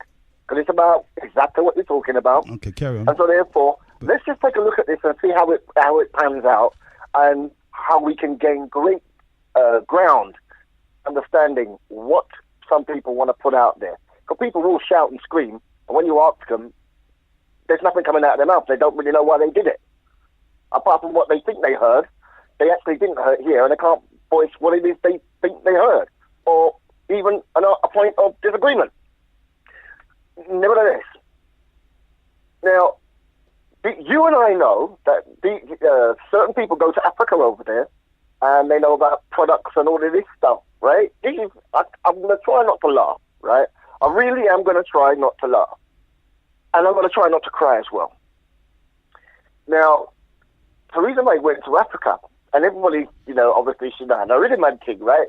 And she, okay. Now, we know what that is. That is, I wouldn't call it real politics, but you are advertising and say we're open for business, and what have you got? Because we want to do trade. This is something I've been trying to push, but the Jamaicans are a bit thick. You know what I mean? So you're not going to get that through to them. You know what I mean? Somebody else has to do it, as you just heard, because they're not going to do it themselves. So therefore, they have to listen and someone else do it. Now, listen carefully to what I'm saying now. Listen carefully to what I'm saying now. Because I hear them talk about how they go back to Africa and one of them gets a title and then ask them to do a job. No, I don't want the job, I just want a title. I hear all of that. Now, here Theresa May goes out there and they're out there bashing it. Oh, they just want to abuse, this. You know, the same kind of rest of it. Watch them turn around and listen to what I'm saying. Watch them turn around and you're going to hear them pick up what I say. Now, if you're in Africa, whether it's Shashamane, Garadino, wherever you make your so-called, whether it's true or not, you know what I mean? We don't know, but we're going to find out now, innit? Because you've got land and you've got products and you've got a lot of people out there that want the work, innit? So, you put together a package, you contact the Fox, you say, we've got X amount of acres of land. I'm helping them. We've got X, we can get this product, that product, this product, that product. We've done the research. We know what you get from way. We can outdo that. And we can guarantee you 10 years supply of X, Y, Z, Z, and all the rest of it. What we need is this. If you give us a factory, will you train us and all the rest of it? We'll give you a generous deal. We'll write that down 10 years. That's one product. We've got other areas. Because we got people that need to work in the inner cities and stuff like that. We need road building. Okay, this is a golden handshake, and it's really, if you listen to Farage and stuff, and put down your ideas of what you think, you stupid fool, about racism. Listen, he said it enough times for me to get it. We just our Commonwealth friends. Now, that's not code word for just the New Zealanders, because they never were this. They've been walking in and out, and South Africa's walking in and out, no problem. But it's not just Australia and New Zealand, you know. Africa's fertile. And just as this guy just said about, you said it actually, Barack Obama, and he said, the Africa Command, that was Barack Obama. Because people just want to see the trinket. They like to see, it's just the color of a man. But when I was telling you who he was, idiot on what's name, on your show was telling me, I got T-shirts for you. Don't listen to me. I got a T-shirt. He was all for it. Now we know who he is, and he never did nothing for you, right? So, take my foolish advice. You know what I mean? But if Theresa May's going out there, and she's going to the countries that she knows, you go and show her what she don't know. And you don't go to her because she ain't going to be around too long anyway, because this concerns the quote-unquote black community that goes on. Let's make you head of the quote-unquote black community, because you're at least asking certain questions, and you're no longer saying the things you used to say, and we used to have an argument. So let's just christen you king of the black community. I don't know about this Africa's business, you know what I mean? If an argument, I'll bury the boy who wants to come with that the next time, right? Let's make you. So now you can make some developments. You can say, well, what do you know about Africa? Where did you go last? What have they got? What do they have in abundance? What do they lack? Then you go to somebody with intelligence and say, look, can you write up a contract? Somebody can write up a contract. I've written contracts.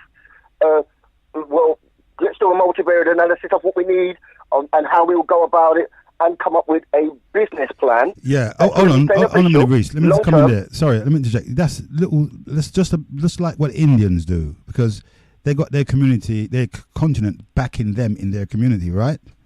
They can get the products in from India into their community. You understand?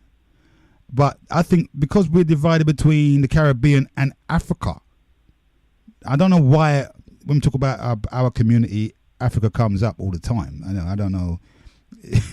I don't know why. I don't know, because when I tuned into them very first times and I used to listen to them, I used to listen to a lot of radio. I used to go on mainstream radio quite often. But I used to say, how do you not keep talking about Africa? I never hear African voice. Well, you do now. So, the kind of, quote unquote. I'm not even bothered. It's not a big issue. Carry on what you were saying, because I saw a cut, if you can remember. You were talking about go and find a business plan and thing. This is so easy. I don't. Them man, I hear him talk about Sierra Leone. Then be a tiger. If he wanted to be something, then I can help you, Sam. I can help you, because I know what you ain't got, right? But stop bigging it up. Do you understand? Because if you really wanted to do something, You wouldn't be hosting and don't want me on the radio station because I'm going to tell you what Brexit is about. But you don't want that. You want the EU. You want them to keep slavery in Africa. Now, do you know what this checkers business is about? Checkers, no. You know, all right. Do you know what the landscape is in terms of the referendum that was won, June 23rd, 2016? What it means? Mm-hmm. No. And why some people like Sadiq Khan goes on TV today wants a second referendum. That's right. Let me pull back because you might not know, and I might as well just go and tell everybody what it is. It's not about my opinion. It's not about what I want. I'm going to tell you what it is, right? Then you pick your bones out of that. But at least you know from a person in the community who actually understands something and can relate it to you in layman terms, you understand what it is, right? You need to know that. Because sometimes watching these men there argue amongst themselves on TV, even I get annoyed. So somebody with a lower education, for instance, they ain't got time for it. I do, right? Okay. It starts in 2012. For us, it starts in 2012. What happened in 2012 besides the Olympics? I'll tell you. Prince Jubilee. As I put on my own video, or actually I posted a video. You go back to 1953 and what that means. Right? Once you know what that means, for all your universities, lefties and Marxists, be everyone as hell. Right? This is, one, a Christian country. Number one religion, Anglican or the Church of England, whichever one of them you want to call it, it's the same thing. Two, we are a European Union, and there is a contract between her and us. She swore to it. The world knows it. It's there for perpetuity, right? It's forever. So she can't be talking about she wants EU, because the minute she says she's EU, you know there's a thing called treason and petty treason and sedition. Sadiq Khan is seditious. He has power and access to power. That makes him guilty of petty treason, which still carries a life sentence. High treason used to be the death sentence until the lefties got in and they got rid of the death penalty, right? If you have a European Union, which the UK is, the first one, the most successful, and you celebrated it, and it was reaffirmed in 2012, what backside people out there talking about what EU for? And why did the media say, oh, it's not helpful to talk about treason? Why? Because you know you can be charged with it, and you want it off the books, but you want to keep doing this stuff. So let's make that quite clear. 2012 was just the other day. We reaffirmed this is a Christian country. Don't talk about your secular business. A Christian home will take in anybody who's having trouble outside there, but they have the right to spread the good news to you. Don't like it? Don't knock on number 53. Go find the next house. You understand? It is a realm, it has a border, and therefore it has a responsibility to the people of that nation that built it. That's people of the Industrial Revolution who suffered, people up north and down south, in the coal mines, black lung, and the people, the descendants of slaves. I'm defending that. I ain't about to sell it out to some people that are still enslaving people on the European continent, and you ain't got one legislation to protect black people. Well, that's one of them. You see, the thing is this, what I find very funny, you just explained all of that, showing that you're not really just because you've had an interest in it, but you may see it as a necessity to know these things, to educate oneself. So you can educate your progeny and put them in a good position about where this they is can what get I'm their saying. slice of the cake. So it's only a small minority now whose voice I heard the most would rather us to remain ignorant, brethren, and have no interest in a place where you live. This is what I can't understand. That's why I asked the last caller. I said to him, "Look here, man, you talk, yeah, you know what I mean, and you're making assertions about things, and you're really encouraging, don't pay this, don't pay that."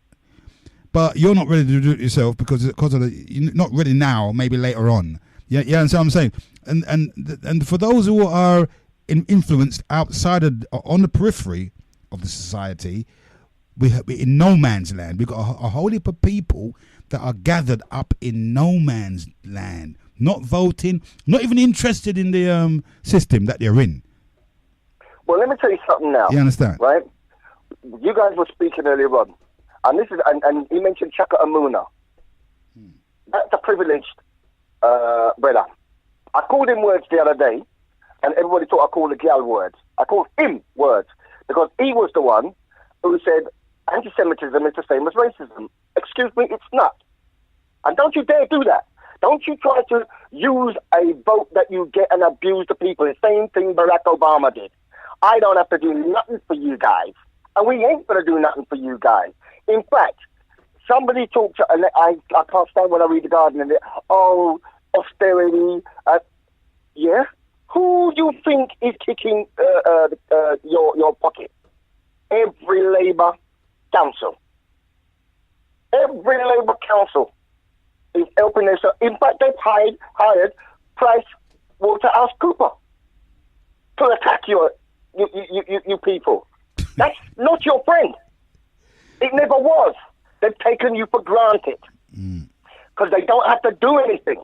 All they have to do is paint themselves light skin, have a little bit of black in them, and they put that in front, and you don't look about the man. You don't know the man's history. He weren't on the estate with you. Didn't go to your school. He got silver spoon in his mouth. He don't care about you, don't date you, don't want to know you, want to keep you down. And it's the same thing. You keep voting for the same people. You're supposed to say, what have you done for me? You done nothing for me.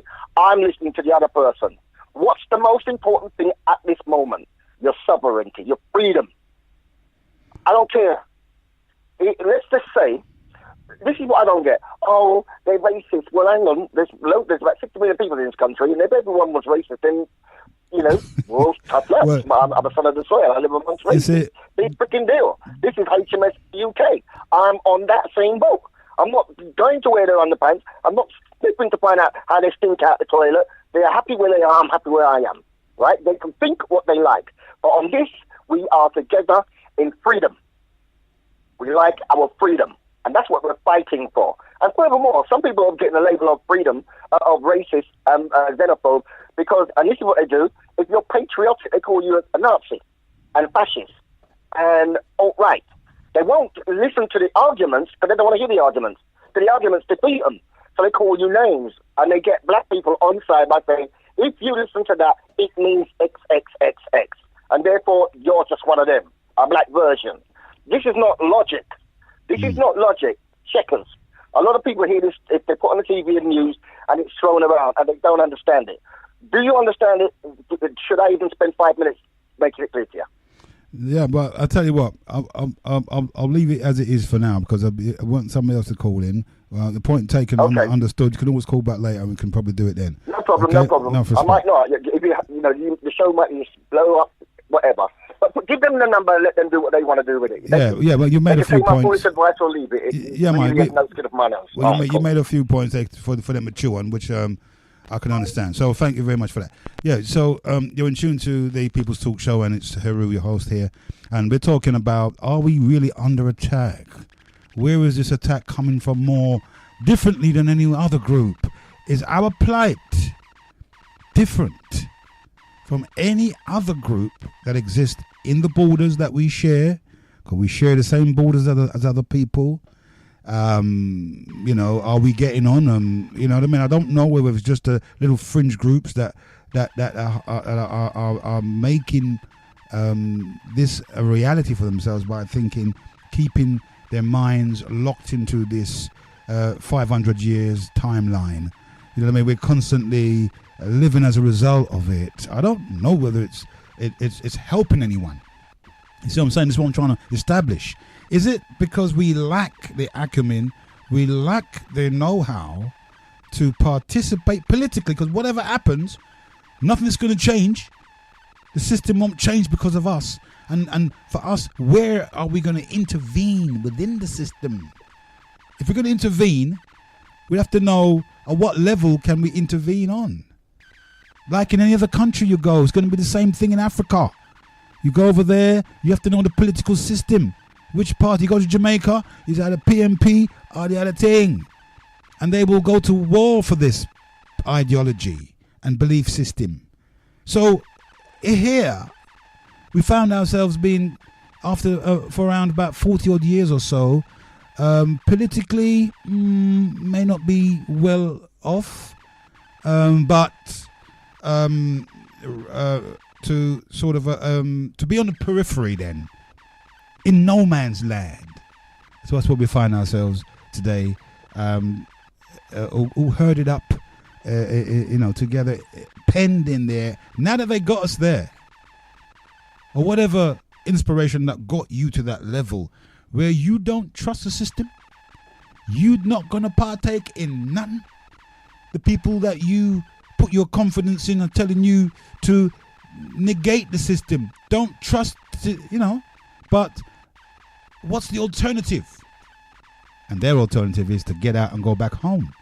So we can then conclude that that's the repatriation lot that maybe having the most, making the most noise at the moment. Repatriation, let's go back home to Africa and things like that. And while those are here are getting on with the business and doing what they have to do, they participate in voting and all of that, and they participate in they know what the system demands of them because of the governments, which would be the case in any other country, unless you're going to start your own country where you don't have any governance. I mean, is that what they're saying? Governance is bad. Yet we are told, and if you want to look at it and think, well, the thing is this: how are we governed? In any place in the world, we are governed by governments. That's the first thing that we should know. But the way we get in things here, like, it's because it's not properly underlined here. I don't think we know that there are some that are for this repatriation thing, and some aren't. So that's without saying. And we're mingling with these people with these kind of opinions, but where we need to move forward, right? And we can affect. If you didn't like the police, how they police in your group or in your area, how they police in. Don't tell me that there isn't mechanism that you can go through, that you can get put them to book. If you had the right mechanisms, if you had the right know-how. But this is what I'm saying. When for the inquirer, when he turns on the radio, then he hears something different that might appeal to his emotions. Something he can join to let off steam in. But to be effective is another thing. How effective are we? And how effective can we be? We've got the numbers, brethren.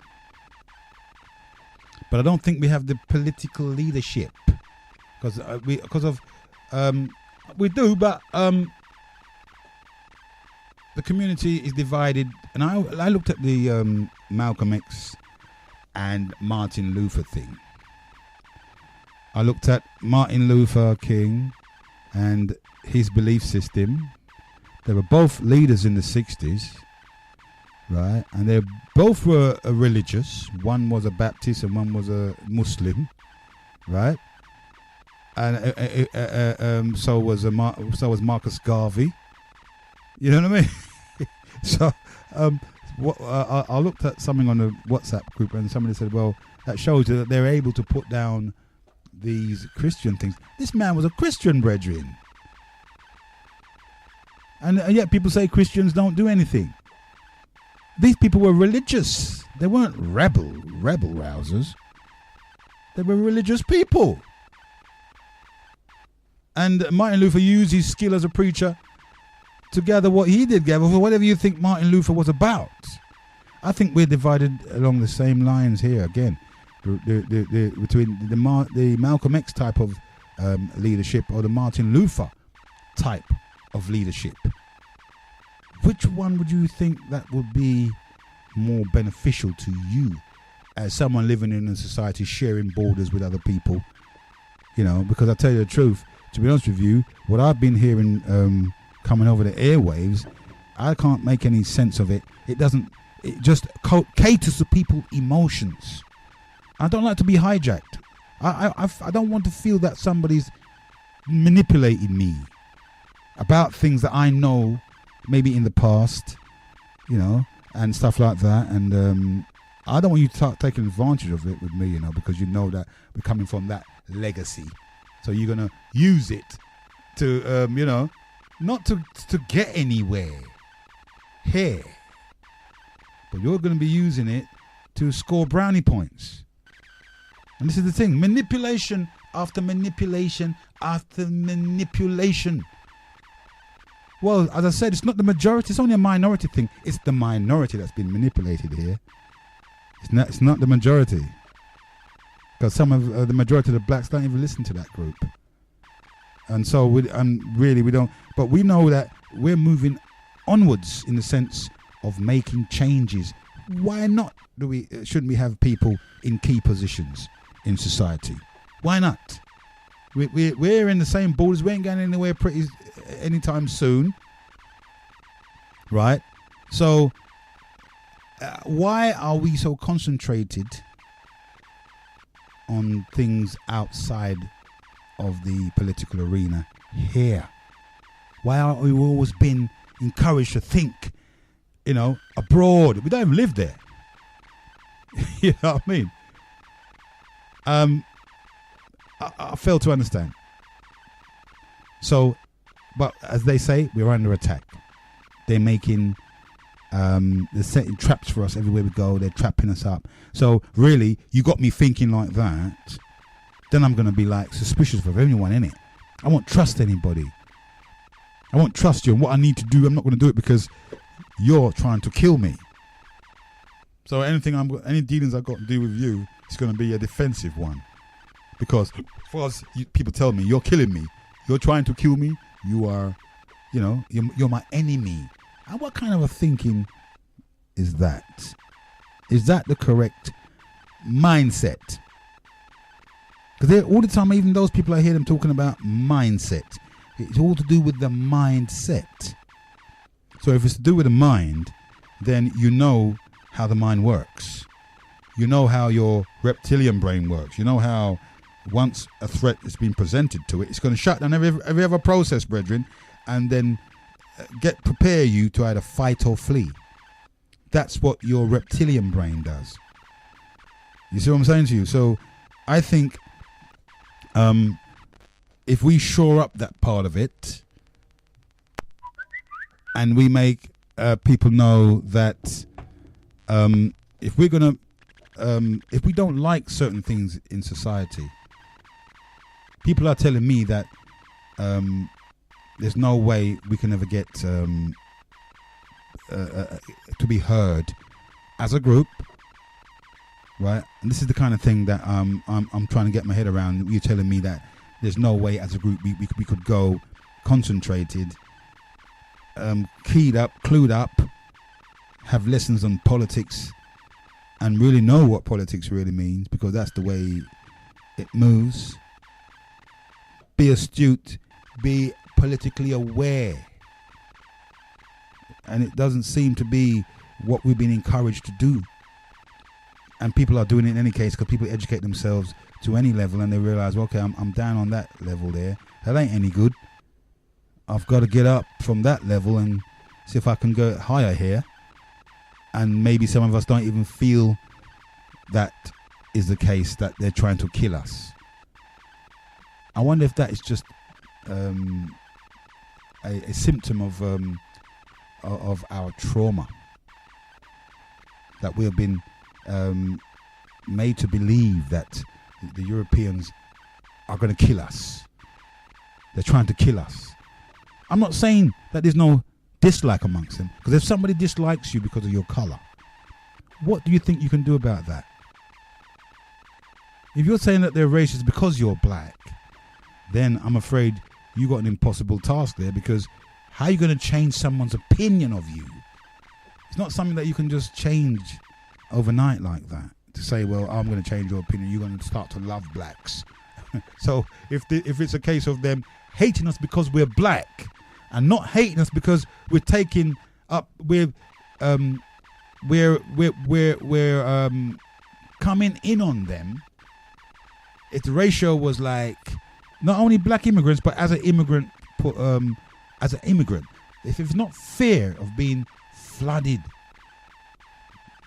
by all these immigrants coming in, not only just black immigrants, but, and then the ratio changes. If it's 1-4 in the beginning, it becomes 2-1, or 1 to the reverse, then there's more immigrants than there are populace, then I don't see colour's going to make any difference in that.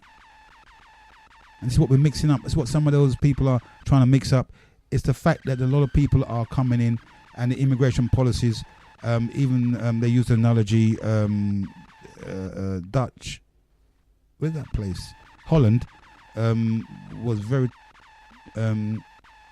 tolerable to different ethnicities until the ratio changed. And when it changed and it became, they become inundated and think they're going to be flooded, that's where they begin to become racist. You see? And if we're not clearly educated properly about the situation, just wound up emotionally because some of the people are taking advantage of the fact that we were black and that we were enslaved, and they want to use that point to score brownie points. You see? It's not going to make us any better. After 40 years, we have not advanced anywhere. We're not the bottom, but we're not the worst. But I do believe we come second in some according to statistics what I've read. The Bangladeshi community is at the bottom in terms of economics and whatever. Then comes the blacks, not even the Africans, because the Africans, they're on a different agenda than what we are. They are more quick to integrate than the diasporan, Caribbean diasporan. I think. And that drop call, right on. They're more likely to be able to come in and mix with the people then. That's why you see a lot of Africans with white women. And they don't mind. But the Caribbeans, the diasporan, the historical diasporan, has never kept a fish.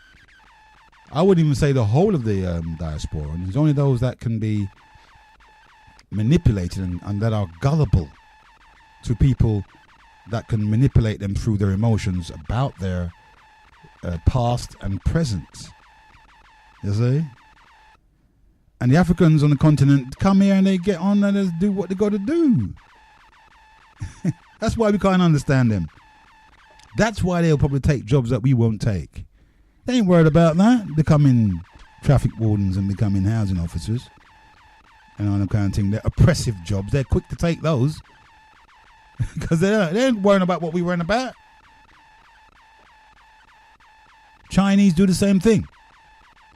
That's that group of people who come and they will marry. I've seen it on the YouTube, marrying Africans. You see? And stuff like that. Hold on 1 sec. Hello? Yeah.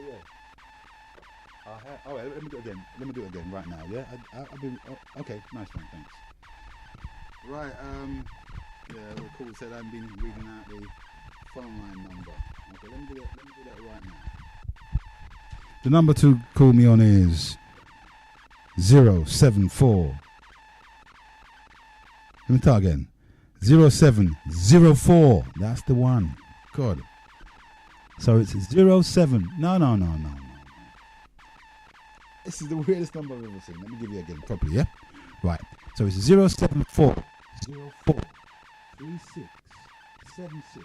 Now repeat. 074 04 36 7618.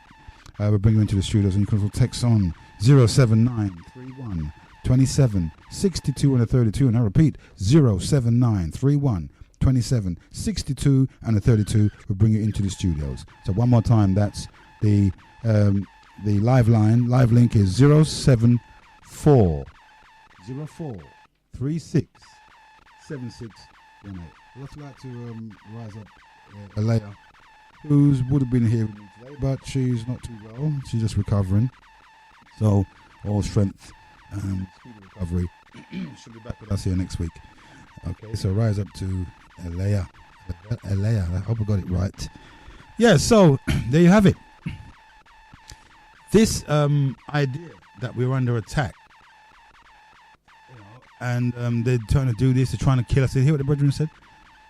They're trying to kill us. The first thing off the shoulder was they're trying to kill us through our tax. and I'm saying to myself, wow, if I was governing and I had a set of people thinking that, I would leave them to think that, because that would just defeat them. They're self-defeatist. And if I was governing, I wouldn't try to change their mind. I would let them just go on thinking that, because that will destroy them within themselves, because they won't be able to partake in society effectively. So I wouldn't have to worry about them. I'm worried about the ones who are educating themselves or making themselves, educated about the system. I'll be more worried about those, because they'll be the ones that will be able to tackle me and to even rise very high in society, because they're holding them to what they have created. But to think that the Europeans are totally 100% concentrated on us and us alone, why? That's kind of like, that information will definitely scramble people's hypothalamus and make them unable to function properly in society, because they're scrambled. They're on a war footing. So if you tell yourself you're at war, what's going to happen, brethren? You're going to shut down, isn't it? Your hypothalamus and your reptilian brain is going to interpret that as a threat. So even though you don't want to shut down, your brain is designed, brethren, to do that. It's designed to shut down. So that is why I say in my show, I like to present things that does not scramble people's hypothalamus, even though they are the wickedest people in the world, to suit some people, right? And even if they were plotting our very downfall, it doesn't translate down that we should relate like that to ourselves, because what's going to happen? It's going to shut your hypothalamus. It's going to scramble it, and it's going to shut you down, so it can prepare you to fight or flee. So you won't be able to fight effectively, because you're on a shutdown thing, because of the information that's been disseminated. And I think people who claim to be upfront, like we were talking to the caller before last, and I was saying to, well, he's not prepared to fall on his sword right now. It's like a lot of leaders of our groups are not prepared to fall on their sword. They like to wind us up to go and do things. Go on, listen. You heard it for yourself. A classical example. Classical. And this is where we are in our communities. Those that can you're live on Genesis. Yeah, one of the things what I will agree with about that Brexit, yeah? Any time that kicks in, people who's got a £1 million mortgage, yeah, they'll be paying £1 million mortgage, and their house will be worth like 100 grand.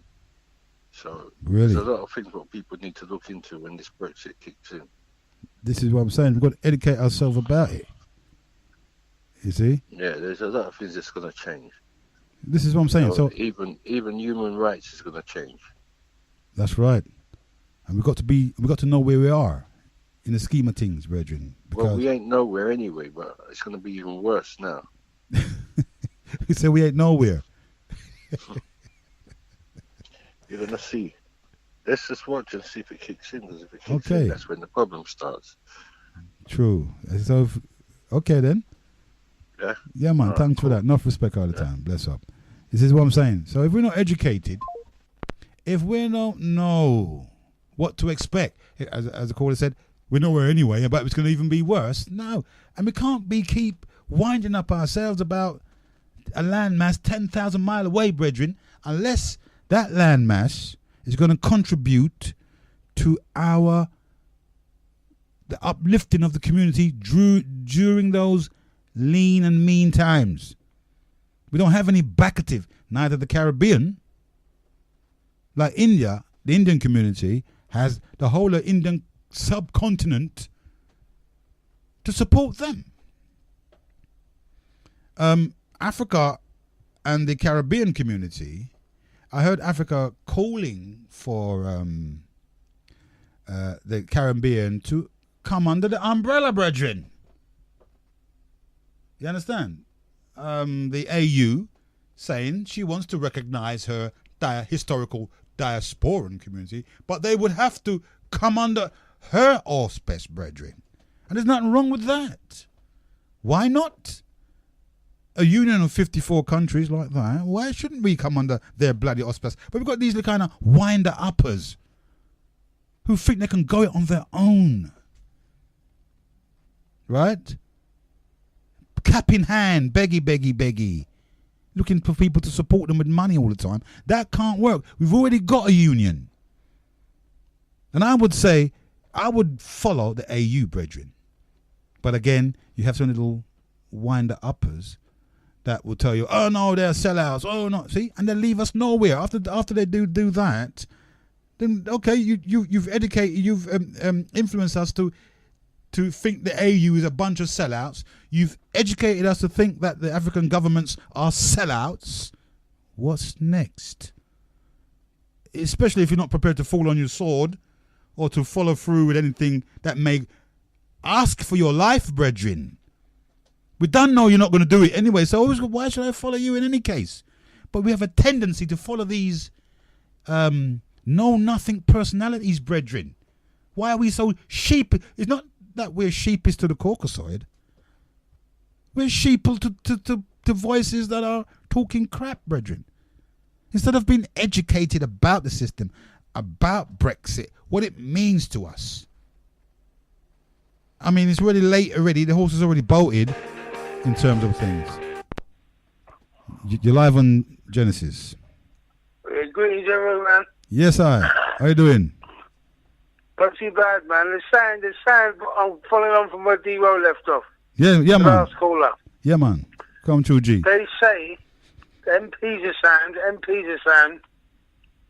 that if there's a Brexit, the price of property in this country is going to fall 35% down. So all the people that own property now are going to lose 35% of their properties. Wow. And they're saying also, if that happens, all in Russian oligarchs, the United Arab Emirates people are going to buy up all the properties when it goes down that price. Or they might bail out, sell out and abandon. Because the property hasn't been worth nothing no more.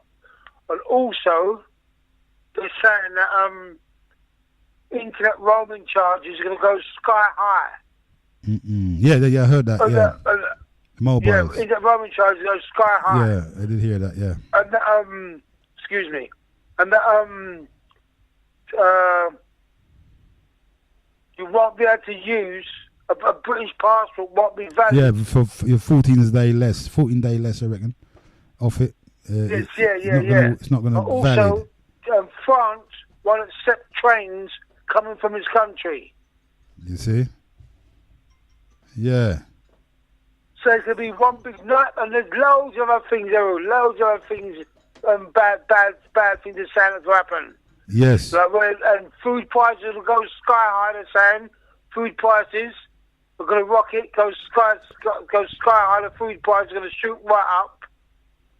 Yeah, but it's nothing. Tons of things. Yeah, but G, what I want to say, it's nothing to do with being black. It's not only the black community that's going to be affected, right? Like everybody, especially working class, especially the working class. The majority of blacks are working class, isn't it? That's right. So the majority of whites are working class too, isn't it? That's right. And yeah, so it's going to affect. A lot of them are going to be affected very bad. Yeah, so we've got to have something in place, brethren, to help so that we can fall back on. There's nothing in place at the moment because there's no unity amongst all people, not just fractionalization, one colour. You know what I mean? All that's going to get worse is that all this racism is getting much, much worse. Because the right wing has never been as big as it is. The Nazis and the racist people have never been as large as they are nowadays. Everyone's saying they're growing rapidly. Even Nigel Farage, the leader of them, he says the right wing for Europe, the populist parties, are growing very quick.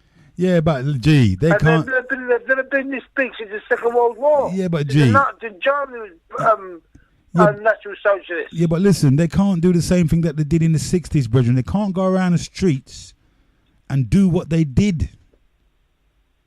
They might be big. What do you mean? I mean, they can't go around and start beating us up again. Come on, man.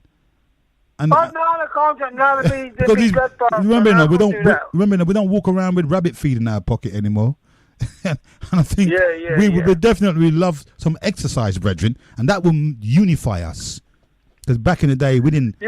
But there might be policies, so there's a thing about these people. Yeah, because when they hit people with a racist context, they do it indirectly, make sure it affects their work opportunities, their income, their availability to live in nice places, due to the rent and the racist policies. Like, for example, there's a European country, I think Denmark, where all ethnic people live. There's a new law that's coming recently, the last couple of weeks. There's a new law that's coming in Denmark. Let's say where the ethnic people live are called ghettos. They call them ghettos, yeah? The government call them ghettos where ethnic people live, immigrants live. And they say that there's a new law that's coming that when an ethnic person commits a crime in one of the ghettos, they get 10 times worse punishment than people do in the non-ghetto areas. In other words, where the black people live, they get 10 times more punishment when they commit a crime than they do in the white areas. Yeah, because we've got nobody in Parliament. A law that's coming. That's what I mean. When these racist people hit us, they hit us indirectly. They don't hit us by beating us up on the street or attacking us or whatever physically. They do it through policies and laws and do it in an indirect way, in an invisible way. That affects us bad. Because we're not. And also, you're gone. We must forget a lot of these people that they're saying that they don't want to come into their countries no more, especially in Italy, especially Italy, where there's a lot of racism going on at the moment, is African people, not Arabs, not Muslims, Africans. In Germany, mainly Turkish people are saying that, Turkish and Afghanistan and all that, them sort of people in Germany, yeah, and Somalians. So Somalians are in Sweden, well, Somalians in Sweden, Syrians in Sweden, but in places like Italy, it's a lot of African people. Black Africans, you see them with locks on the TV and red, gold and green things on and plaits in their hair. They're definitely not Muslim. And they can be right down and very, very, very hard. And not what making it as uncomfortable as possible for them to live in their countries. And putting them on concentration campified immigration centres. Yeah. And not letting them integrate. The black ones, you see, forget about that, the Muslims, the Arabs, the black African ones it is. So, and they're saying that the people in Denmark, in Italy, in Germany, in Austria, in Greece, in France, in Poland, are all rising very fast in right-wing fascist organised political parties, and they're getting in government. They come, some of them all in second place, the second biggest parties in their countries. So how come we not getting in governments, brethren? So how come we not getting in governments, brethren? They can get in there. So how come we? So why don't we get in there as well? I don't think we realise we need to have backs against the wall, Heru, man. Joke thing. We don't seem to act until we have backs against the wall. And when you saying that I'm diverting a little bit now. When you were saying that, I'll come up with what we said. When we said anti-Semitism, not racism. African origin people, anti-Semitism is like Islamophobia. It is racism. In the same way, the National Front were anti-black. Being anti-black is racism. Being anti-black is racism. Being anti-Semitic is racism. And being Islamophobic is racism. Just because the internet's got a lot of neo-Nazi haters against Jewish people on there, it doesn't mean that we must look at Jewish people through neo-Nazi, white fascist, right-wing extremist eyes.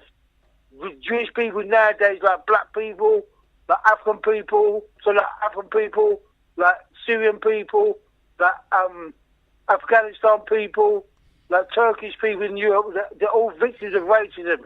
Jewish people are victims of racism the same way, and the type of racism that people are called when they persecute Jewish people called anti-Semitism. But Reese is wrong. Anti-Semitism is racism. What's my other point? One more point before I come up. What's the other point? What's the other point I wanted to make? Yeah, you were saying about Marcus Garvey, Malcolm X, Marcus Garvey being Catholic, Malcolm X being Muslim, and Martin Luther King being Christian. Baptist, yeah. The Baptist. Yeah. Martin Luther King got assassinated. He never reached his objective. He got bigger in death than he did in real life, Martin Luther King. He got that streets named after him. Certain people want a holiday for them. I think a day would have a holiday for Martin Luther King in America. Some bank holiday on his birthday or whatever it is. He didn't reach his objective. He got assassinated. Malcolm X, when he turned from that cult Nation of Islam into Orthodox Islam, when he went to Saudi Arabia, and said after his visit to Saudi Arabia, Malcolm X said he ain't into racism no more. He ain't into pro-black Muslim organisation. He loves everybody. He sees all That's black, right. white, yellow, brown, all getting together and praising God under one banner under Orthodox Islam, normal Islam in Saudi Arabia. So he's no longer Nation of Islam no more. He said Orthodox Islam, and they assassinated him and killed him for it. Yeah. The cult called Nation of Islam. And Marcus Garvey, he got sold out by his workers, his organisation, and they bought him bad ships and bad boats and robbed him and conspired against him, got him done for fraud, and he was penniless. There's a house in Kensington where Marcus Garvey's name's on it. Yep. I felt see it one time. I felt back in the 90s. Yeah. There's some plaque out there that say Marcus Garvey lived there when he was penniless. I repeat, when he was penniless and had to live off of donations from people. So the short one I'm saying about the three people: Martin Luther King did not reach the objective. Malcolm X did not reach his objective. Marcus Garvey did not reach his objective. So why are we, black people, always worshipping and praising people of our race that had organisations that were out to achieve things that didn't receive them? Why are we always praising failures? Even Malachi York, the Arabian man, he ended up in prison because he got framed up. What's his name? Malachi York got framed up with some sex crime that they framed him up with. Malachi York, he never reached his objective. Yet people praise him. So what do you think there could be something wrong with us black people praising people of our past that are out to achieve certain objectives and were all failures, rather than praise people that are living, that are successful, that reach their objective? Even look at another person being praised, Martin Luther King. Nelson Mandela, William Mandela. They never reached their objective. Some people say South Africa is worse nowadays than it was under apartheid for the black people. for what knows about to achieve. So why is it normalised for us black people to praise failures? People that never achieve their goals. Why can't we work with the ones that were alive that have tried to be?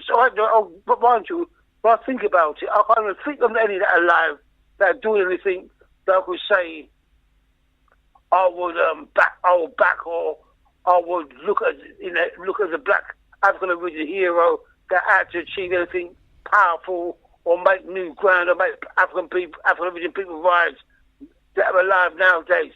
That I could say yes, that is one that I would like to see reach your objective, their aim, their goals, and I'll back them. I'll be part of that, fueling them. They're not alive. Look at even down to the first black president we've had, Barack Obama. What did he do for black people? They say now that Donald Trump, who's supposed to be racist, the white man, has got more black people into work than Barack Obama did. These black people say, I've heard on radio shows in America, I look the block talk radio, but black people in America saying that, especially women. Black women saying that Donald Trump has got more black people into work than the black Barack Obama.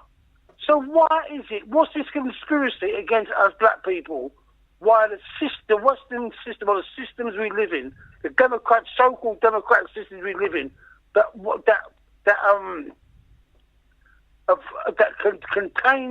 contain African origin leaders had to reach goals to help black people, African origin people, and none of them reached their objective. They're all failures. So why is it normal for us to have failures? I don't think they've failed. Why, as we see it, how come it's normal for black people to praise failures, to worship failures? To have failures as their heroes. What's all that about? Okay. You tell me what's that about? What's that about, man? No, well, see, I don't think they're failures, G, because they didn't. But they didn't reach your objectives, though. They didn't reach their goals. Yeah, but it doesn't mean they're failures. They didn't reach what they had to achieve. But if they were taken out, mate, I could have helped themselves. I mean, if one was killed, Martin Luther was shot, and Malcolm X was shot. They didn't fail. They were taken out, brethren. Does that mean they wasn't good at organising security? It's still a failure. They wasn't good at organising security, innit? But I don't think they're failures. When you look at it, they were failures. They did not reach their objectives. When you're a successful person, you start something, aim at something, and get there and achieve it. But if you were taken out, brethren, don't get there and achieve it, you failed. No, but if you were taken out, what can you do about that? And my man was jailed. What you can do about it is avoid being jailed, but organise yourself properly. If you're taken out, you should organise your security. Look at what's his name, Louis Farrakhan and what's his name, was it Elijah Muhammad? They never died. They got maximum security up their arse. Okay. Because they know what it takes to do and say the things they say, and that how important security is and how dangerous it is. So they're clever enough to reach their objective, to make sure they reach their objective to have good security. Okay. And the ones in the past that got assassinated and didn't have good security wasn't intelligent enough to know what sort of security they needed to reach your objective and do what they've got to do and reach their goals. Oh, that means they're failures. Okay, let's see what other people say on that, because I don't think they failed anyway. They never achieved their goal. So what did they achieve? What of their objectives did they achieve then? Well, they've done a lot whilst they were alive to bring our attention. But did they reach their goal? Did Malcolm X achieve what he wanted to do? Did Marcus Garvey ship all the black people out of the West into Africa? Did Martin Luther King see in his lifetime get people to be judged by the content of their character and not by the colour of their skin? No, he never. None of them did. But they never reached them. Well, when you say you're out to achieve something, if you don't achieve it, as far as I don't know why it's in the black world, in the black people's world. If you start to go to achieve something, you don't achieve it, you're successful. But in the white people's world and all the other worlds, you're a failure. Well, I don't. That's what I'm saying. Okay, well, let's leave it at that and see what happens, yeah? Because I don't think they've failed, personally. But when I come on, tell me I never achieved what okay, achieved their objective then. Oh, I'll do that. Big up anyway, bro. Big up, man. Respect all the time. Best up. Yeah, man, respect all the time, G. Enough respect. Yeah, well, the thing is, for me, they made us aware. We wouldn't be talking about some of the things that we're talking about now if they did not rise to the occasion. During their rise and their liberty, they got taken out, and that to me is success, because what they said is what we're living on today, and I will never see any of them, not even Nelson Mandela, as a failure. Some of these bright winder uppers were gonna may say, but it's not a failure. They were taken out prematurely, before time. And again, this is where we're at, innit? We're not educating ourselves. We're not arming ourselves psychologically with the system. We can be effective in our brethren because we know we're good at that, but we're not. Why arming ourselves with knowledge? What we've been told to arm ourselves with is knowledge of a landmass 10,000 miles away. And that can't be right. Before I start, let me give out numbers again. Numbers are 074. Sorry, numbers are 07404 367618. That's 07404 367618. You're live on Genesis. Good evening, Heru. Yeah. Interesting show. I'm going to read something from June 20th, 2016, 3 days before that momentous vote. Many of us remember, some of us don't. Just going to remind you of a thing called Project Fear. Okay? Are you scared of Brexit? If not, Remainers want you to be, as they've been spending the last few months making all sorts of predictions about the doom and gloom that the vote leave will cause. House prices will fall, goods will be more expensive, and hundreds of thousands of jobs will be lost. And that's just a taster. George Osborne and David Cameron have steadily built up the fear-mongering in the bid to put voters off by Brexit. What a good thing to have a Brexit. Freedom of speech. So when people come on and waffle on with stuff to scare people into line and control, freedom of speech, which you have in this union, you lose in the EU. So let's get back to this foolishness. Chakahumuna, who is a lawyer, should know better. But he's a lawyer, and I've skinned him alive on this issue, let alone she. Why? Because I studied this thing, so I know what I'm talking about. So when I tell you that racism has nothing to do with anti-Semitism, better believe it, because there is a history. Because the word, in fact, is called Hamito-Semitic. Hamito gives you a clue. Maybe not.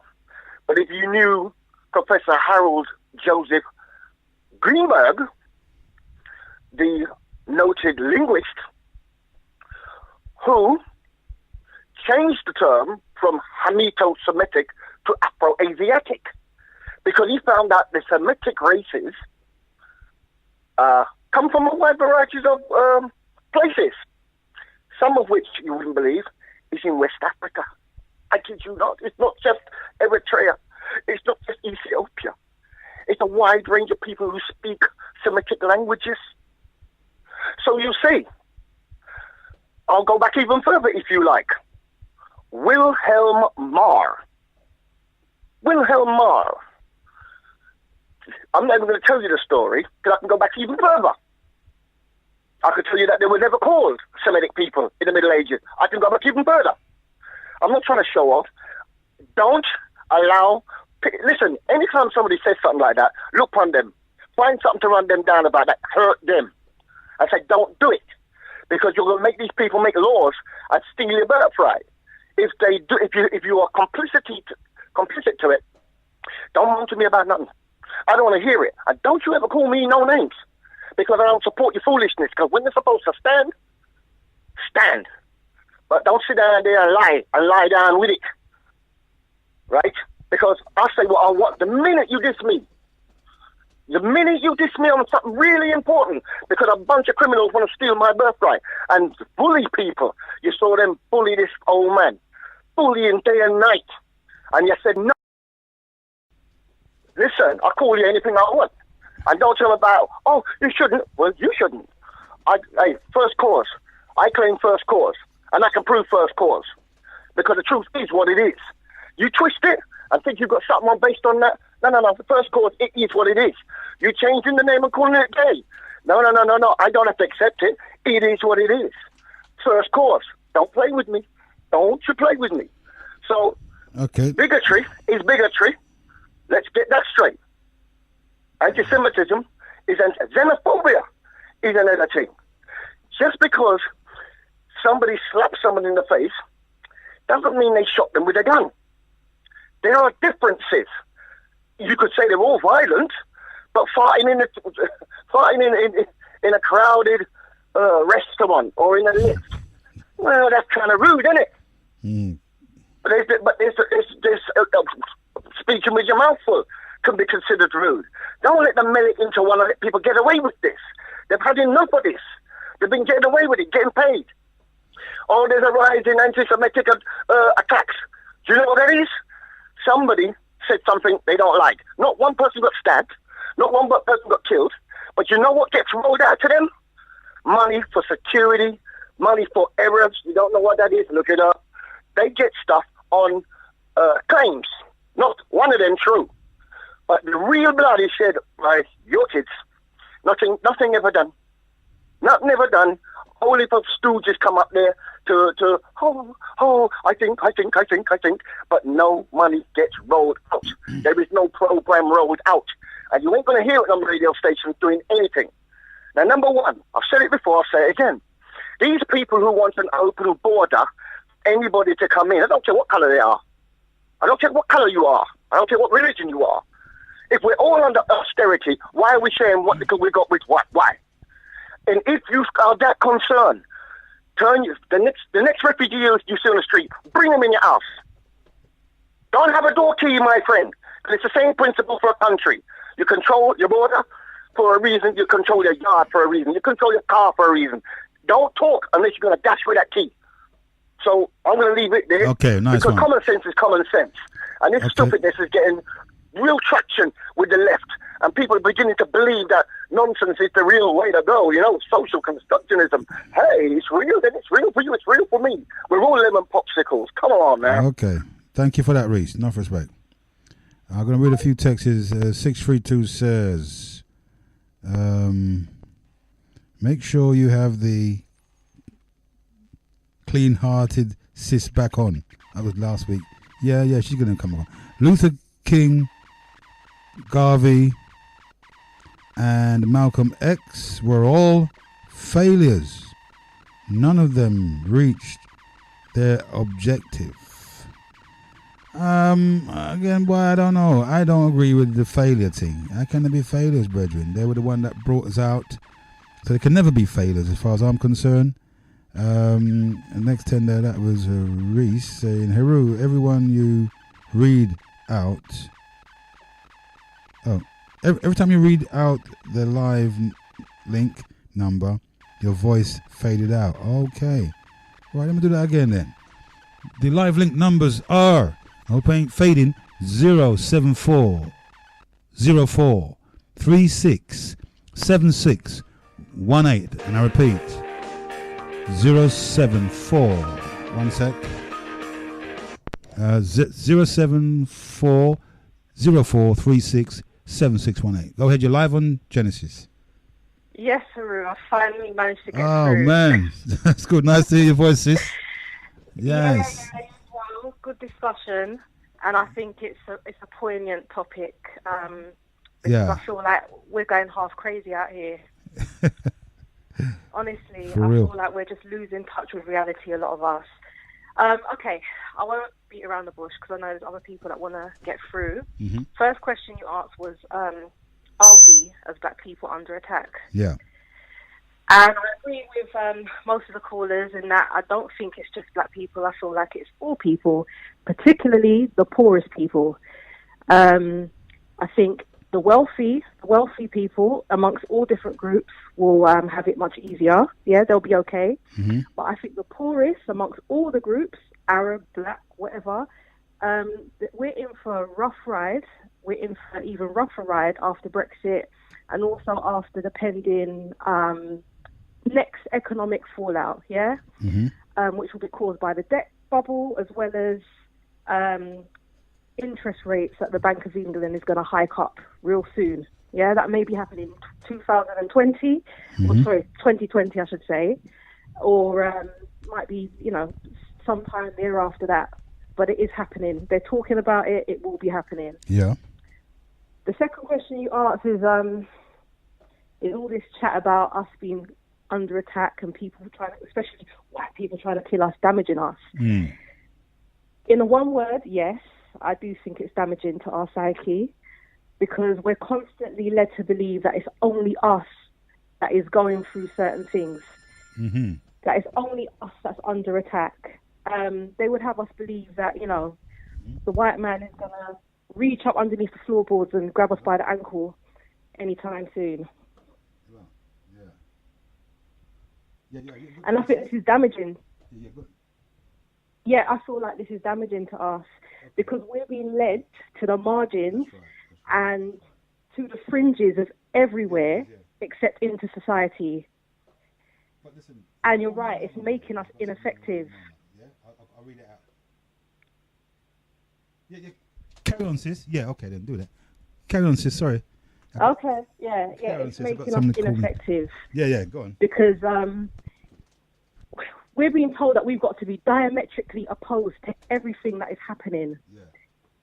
Whereas other people are using more strategic levels of thinking, and they understand that they need to sort of get within the system in order to do something. If it's not to change the system, at least to give themselves more leverage. Yeah. You understand what I'm saying? Whereas we are constantly led to the margins and the fringes, just on the outskirts, looking in, where we see and we talk all the time about, why is this, why is that, without ever really providing any solutions for ourselves, and not without really understanding how society functions as well. That's another thing. Yeah. And I feel like that has been very damaging. And a good example is we're even told what topics are black enough to discuss. We're constantly told what blackness is. Yeah, honestly. So someone said, well, how many of us really understand what's going on with Brexit? We're not discussing Brexit. We don't discuss the NHS. We don't discuss the state of the job market. Despite the fact that those things, in actuality, have more effect on our everyday lives than, trips to Africa, alkaline diets, or the Black Panther movie. You understand what I'm saying? We discuss everything else apart from what really affects our lives on a daily basis. Yes, and that's weird, isn't it?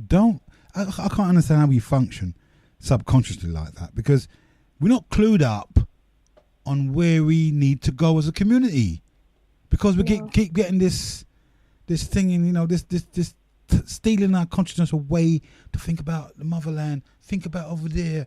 And that's kind of like confusing. Mm-hmm. It's confusing because we need to know directly what's going to happen to us. At least those of us who hasn't got any plans anytime soon to leave. You understand?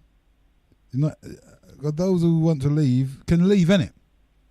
Of course, it's a choice. But those, that's a personal choice. A personal choice. So, but we're being led to believe that that's the only option. You've got to come out of here. You must run. You must flee for your life. Oh God! Yeah. And again, that is also very damaging. You said it before. The whole what is it? Fear or fight. Yeah, fear, flee or fight. Yeah, scrambled hypothalamus. Fight. Yeah. Thing. And when you're in that frame of mind, you're panicked. you see me? So if we're in that fight or flee mode because of fear, because and we can't help it because somebody tells you that someone's trying to kill you, what you obviously you're going to be looking to defend yourself. You know what I'm saying? Of course. But it's a political thing. I think it's the domain of every group, not just one group, the black group. You get what I'm saying? It's all groups. Listen, if we can just remain in touch with reality, how many of us go outside and see what's happening around us? Don't you see who's homeless, who's using food banks, who's struggling? Exactly. I mean, everyone out here seems to be in the same boat. Yeah, however, I must say we are like overrepresented in certain areas. Yeah, like prison, for example. Being excluded from education. Mind you, white working class boys also don't do too well in the education system. It's not just us, once again, you know. Because you know what it is. We had a more rational discussion, where we actually really break down the different components within society instead of always taking this emotional thing that we do, where we get ourselves all hyped up, we start shouting and... You know what I mean? It's like we can't reason again. And sometimes when we try to educate our youths, right, and because the youths don't see a future, that's why they're overrepresented in the prisons, because at home there's no talk about that. I'm assuming, but I know that some people do educate the children. Some people do. Yeah, but look, the future is not as dark as people make it out to be. And even if it is, your best bet is just to be ready, because though you got to get ready. You got to extend your borders, and of course you got to look outside of the region. But at the same time, don't be foul. Don't play into the hands of the system. They try to make quick money. That's why, because our children make quick money, innit? They don't sit around and wait. And not just them. You know what I mean? Not just them. Let's not do this as well. It's another thing I'm getting really pissed off with. The way that we're constantly, it's like we're trying to pathologize ourselves. Yes. We're constantly trying to pathologize ourselves and our behaviours.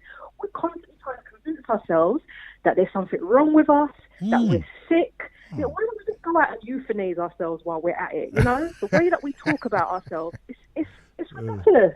You know what I'm saying? Rather than understanding, okay, we've come up a certain way within a certain type of society, we have our own culture and all the rest of it. There's certain experiences that we've gone through that have kind of molded us into who we are.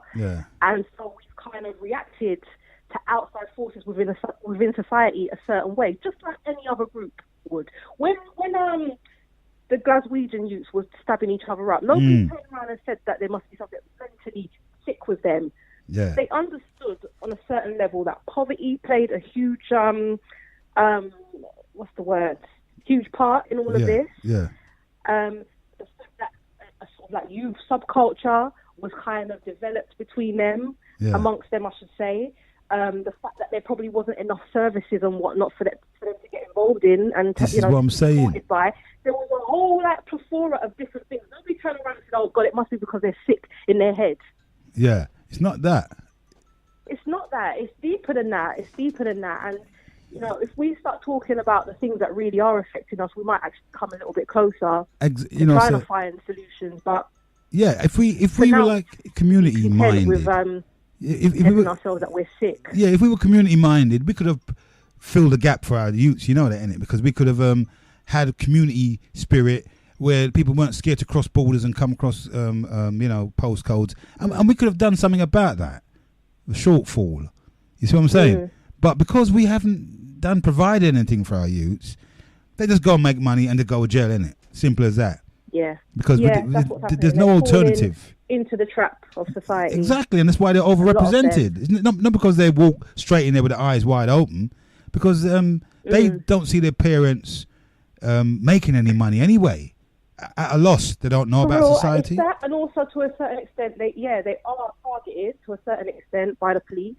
I don't mean that in a conspiratorial kind of way. No. I just mean on a sort of everyday prejudicial level, whereby the police are trained to sort of stop and search people that fit a certain profile. You That's right. What I'm saying? Just get out the profile. They're part of the Hitler's youth or anything. No. It just means that they have their prejudices and they act out on them, and it's also the way that they've been trained. So, yeah, you can say that the police is institutionally racist, but guess what? Every police force, no matter where you go, is effed up. Yeah, of course.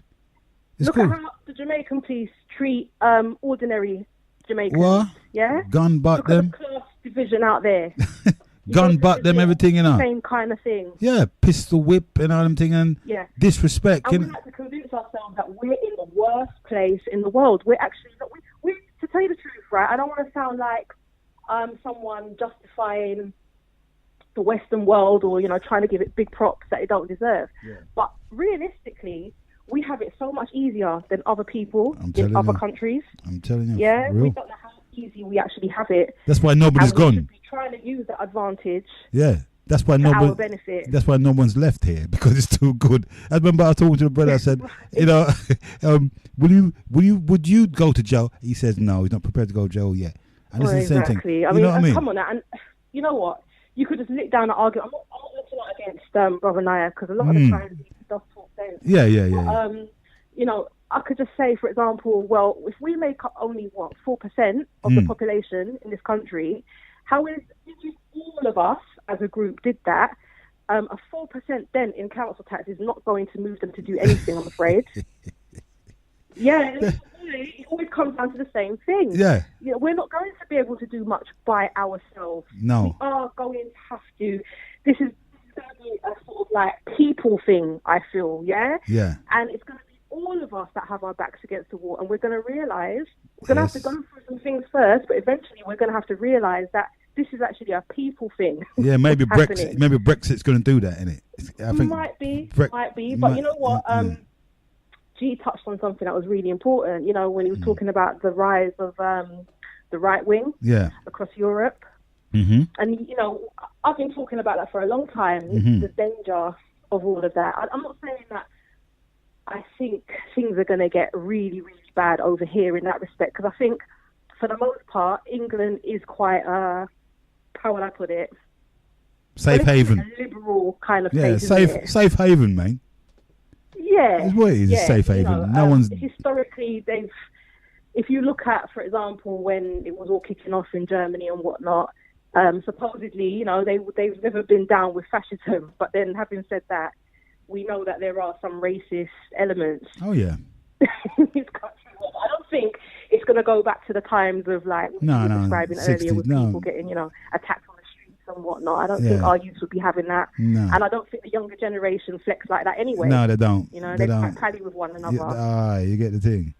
Yeah, man. So let's not, you know. But at the same time, this right-wingism that is like on the rise. Yes. It reminds me, because everything is on the increase. You know, you've got Pan-Africanism and you've got Pan-Europeanism as well. Exactly.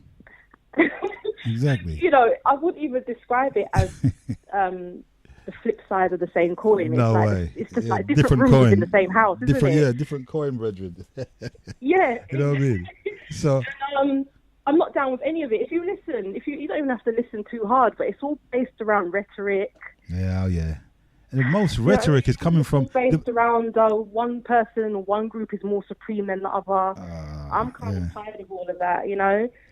Well, I'm trying to educate myself about the situation that we're going to be going into. Since I'm not looking to move anyway anytime soon. I'm not saying I won't move, but in the meantime, I'm here. I have to make sure that I'm edging my bets the right way. You see what I'm saying? I have to. You cannot be out on the periphery of things, sitting down there and expect things. You got to be in there. Absolutely. You understand? And if you are going to be on the periphery of things, you better make sure that you can do for yourself. But if you can't, then really, what are you doing? Yeah, what are you doing? You've got to ask yourself, what are you actually doing? It's weird. It's definitely weird. I don't know, and I disagree with Reese when he says that anti-Semitism isn't racism. I think it is racism. Well, I think we need to make a distinction between Zionism and Jews. Yeah. You have everyday Jews, which are just like anyone else, and then you have a lot of the elites who are Zionists, but elites come in all different denominations. Yeah, they're not all Zionists. Some are Christian, some are Catholics. Yep. So I think we also need to stop this whole thing of, oh, it's the Jews, it's the this, it's the, you know, it's not just one group of people. It's a set of people that have power, control most of the Earth's resources, etc., etc. You know where I'm going with this. Yeah, man. It's that, and it's not just one particular group that has that control. Yes. You could say that, you know, a lot of them are Zionists, a lot of them may have a Jewish background or whatever, but I don't even think most of them people are even loyal to any particular religion. They're not practicing any particular religion. And Zionism is about right-wingism once again, which is, you know, I don't want to bore people, but I can't get with this whole right-wingism, and I hear it a lot, even on this station, and I have to wonder what certain people are on. Yeah. Because, you know, when has right-wingism or conservatism ever served us? I can't remember a time when it ever did serve us. It never did. Yeah, and also certain people need to get away from this belief that they seem to have that anyone that is kind of on the left side of things is automatically a communist. The same way how you got different nuances along the spectrum of right and left is the same way how even within the sort of like left side of things, you have socialists, for example. You have people that are kind of more in the middle, and they want a balance between capitalism and socialism. And then you've got the extreme left, the communism side of things. Yeah. Just because people are more on the left side of things doesn't make them communists. No. So again, that black and white sort of understanding of things, I think needs to be challenged. But I won't go on for too long because, as I said, I know other people might want to come on. Yeah, man, I just wanted to express those things. That's beautiful. Nice to hear your voices all the time. Yeah, you as well. Keep up the good discussion. It's really interesting. Bless up. All right. Take care. Respect all the time. Thank you for that, sis. There you have it, sister there. You know, it's to me, it's a matter of knowing. If you don't know something, then you're going to be ignorant of it, you know. If we don't know the system that we're in, if we spend time, more time trying to find out how the system functions, rather than just being negatively influenced about it and on the periphery and stuff like that. But, you know, where are we going to end up? I think that, I personally think that, one second. You're live on Genesis. Yeah, King. Good, thanks. Could you, I just heard Sister Fiona. Yeah. Could you fill me on what she was talking about? Because I had to pop out a bit, you know what I mean? Oh, no, she was saying about the situation where we over egg the pudding, in the sense we always having to be worried about things that can't do nothing for us, basically what she's trying to say. But you should have. But she was on about some communist and things like that. Yeah, she's saying. What I'm trying to say is, where did she get? Where did she get all these ideas from? No, where did she get all these ideas? No, she said that just because we go on the left doesn't mean that we're communists. You see what I'm saying to you? Yeah, but hold on a second. What is where did they get all these ideas about communists and left? What's that all about? No, that's what. Where they get that from? That was just an answer to Reese, because Reese was saying that we're lefties and all that sort of thing. You get me? And she was saying just because. Because we're in that thinking. Okay, Reese from. Yeah, you know what I mean. So she was just okay. This lefty business, you know what I mean? It's not on. These loony lefties and that's right, yeah. And these what do you call it, the anti-Semitic and all that kind of thing there. So she's just answering to that. It's politics, bro. I'm not really I'm not really into that, man. I don't really go into that shit. You know what I'm saying? But when you go into the diasporans, yeah, you know what I mean? It's like I could say that it's the same kind of rhetoric. Probably they're listening from the loony left, because you got the loony left, right, and you got the radicals, and you got this. So they're following. You see, they're probably following the same kind of party politics as these Wazungu. Well, nonsense, man. But when you say, when you say the same as Wazungu, we are in an Nzungu world, brethren. They are in charge at the moment. You're in Zungu because your mindset is that because you dream and you speak English. No, when you go to bed, you dream fish and chips. But what are you saying though? How can we live in? I mean, we didn't create this system, brethren, but we're here, right? So how can it be Nzungus? I mean, if we go to Africa right now, we'd be under an African system where we still have to follow and obey the rules. We might not like it, and they might look at us as they might be against us coming in there, taking their land. You see what I'm saying to you? Because the AU is saying there's no new dispensation for any diasporan, and as far as land is concerned, forget it. That's what the statement the AU made. I've got it on my saved on my phone somewhere in the AU discussion, debate, diasporan debate. So, you know, anywhere you go, there's going to be a governance and there's going to be a system, brethren. But what I'm saying is, the African, I don't think they're really African, like you're saying, I don't think really African people have got the diasporan people in mind. I don't think that's on the agenda. No, it's not. Because what I'm trying to say is, if you see those people who got captured as slaves in Liberia, not Liberia, in what's the place where my man Gaddafi, Gaddafi's country. Yeah, I forgot his name of it. Yeah, his country, right? Libya. Anyway, right? There were slaves there, right? Libya. Is it Libya? Yeah. No one's going to rescue them, right? What I'm saying is, if you was over there and you got into that thing, yeah, and you went to the embassy, you're going to say you're British. Yeah. You're going to say, excuse me, could you call the British consulate, please, because I'm British. Yes, that's right. That's right. You're going to be saying, oh my God, help me. No one from Nigeria or from your genetic code is going to come and help you. Exactly. But you're a British citizen. Exactly. Citizenship. You know what I'm saying? Citizenship. Now. Yeah, you might have someone from the consulate say, oh, it's Heru. You got Heru in prison. Yeah. We need to ask if he's being all right and see what. You know what I'm saying? No one else from Nigeria. You might say yourself is from Kemet. That's right. From Egypt. And no one from Kemet is coming to help you, bro. They're not coming to help you. You suffer in jail. They don't know you. You suffer in jail. I mean, say you went to help you, brother. Say you went to Nigeria, for instance, and something happened, and you wasn't a citizen of this country. You think Nigeria is going to help you? If you was in jail for some unknown reason and you wasn't a citizen of this country, you're not naturalized. Can you expect help from this country? And this is what happened is, right, these so-called refugees, when they go to these places, the reason why I've seen things where they're burning, dropping hot coals in people, tying them up like slaves and stuff like that. I see that. Women, because it's lawless. Well, there you go. It's from what you're used to. It's lawless. No one ain't coming to help them. No. Yeah. You know what? Yeah, but hold on a second though, bro. If that was Jewish people with small hats on their head, well, Israel would.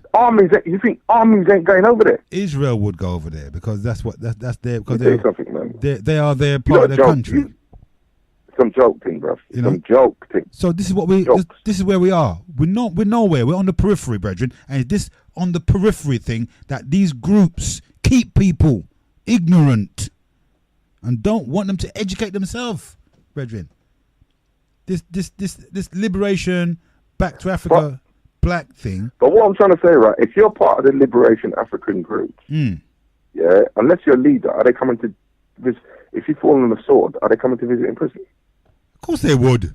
What? At that time you'd get visit, brethren. If you stood up for what you believe, people would definitely gravitate. No, unless he was a leader. If he was one of the followers, there's a brother called Tyan. He went to the church, Parliament, and he stood up with the Queen of England. Yeah, do you know what I mean? And he said, "Look, why you?"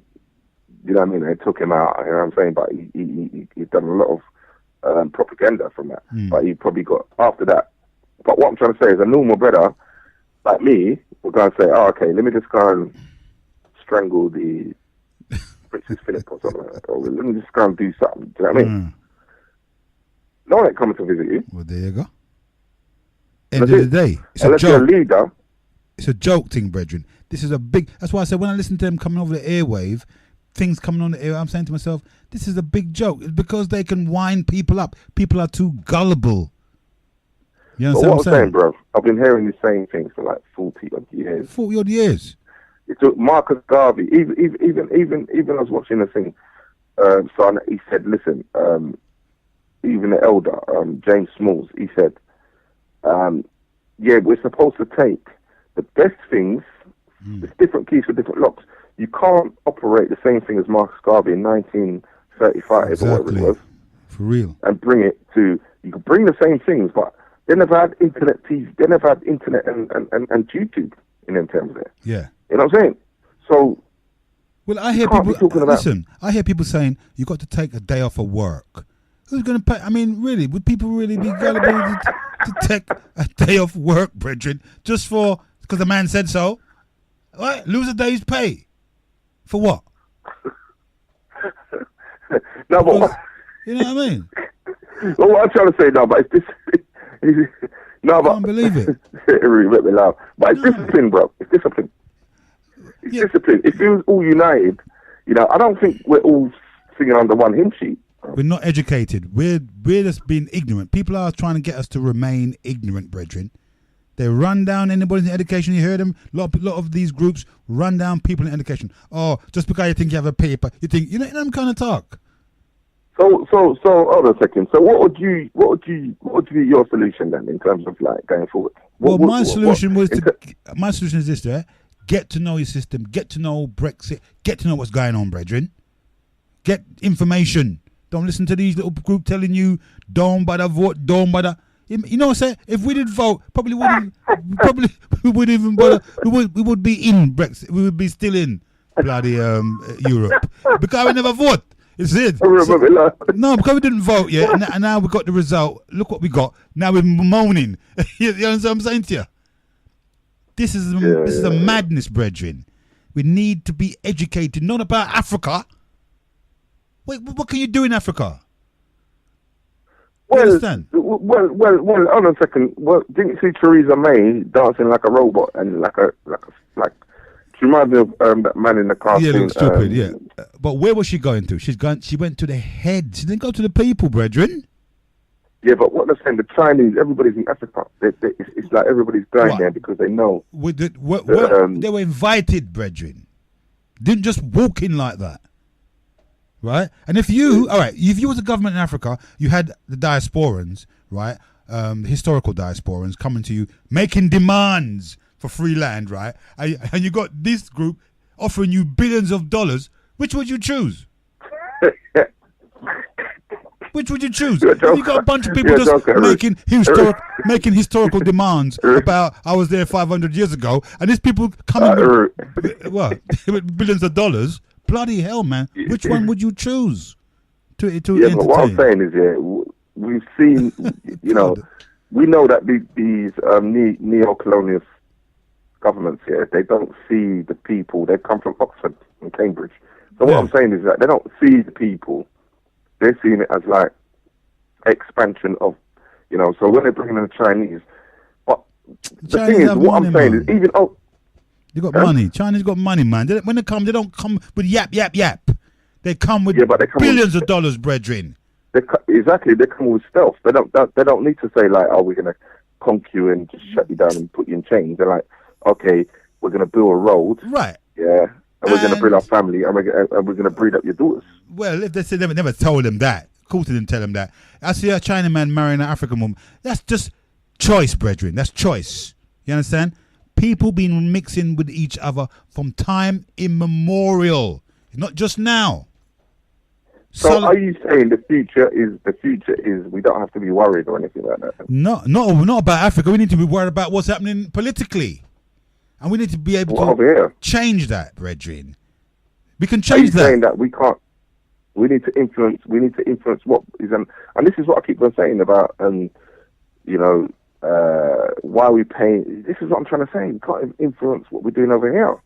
Listen, Lewisham, I think, is the biggest council with black people. Yeah. You know what I mean? I thought it was Lambeth.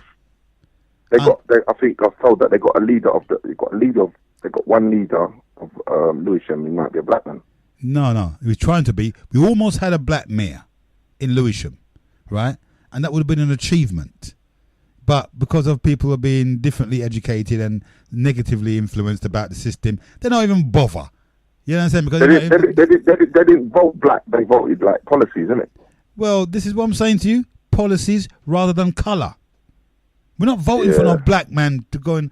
That's a ridiculous position to say that you're going to do. Or when we go in there, we're going to talk about black. But on a second, yeah. But the Asian people, they vote for their people. And what? And and they get government contracts and all that stuff. You see the thing in Tower Hamlets where they got caught.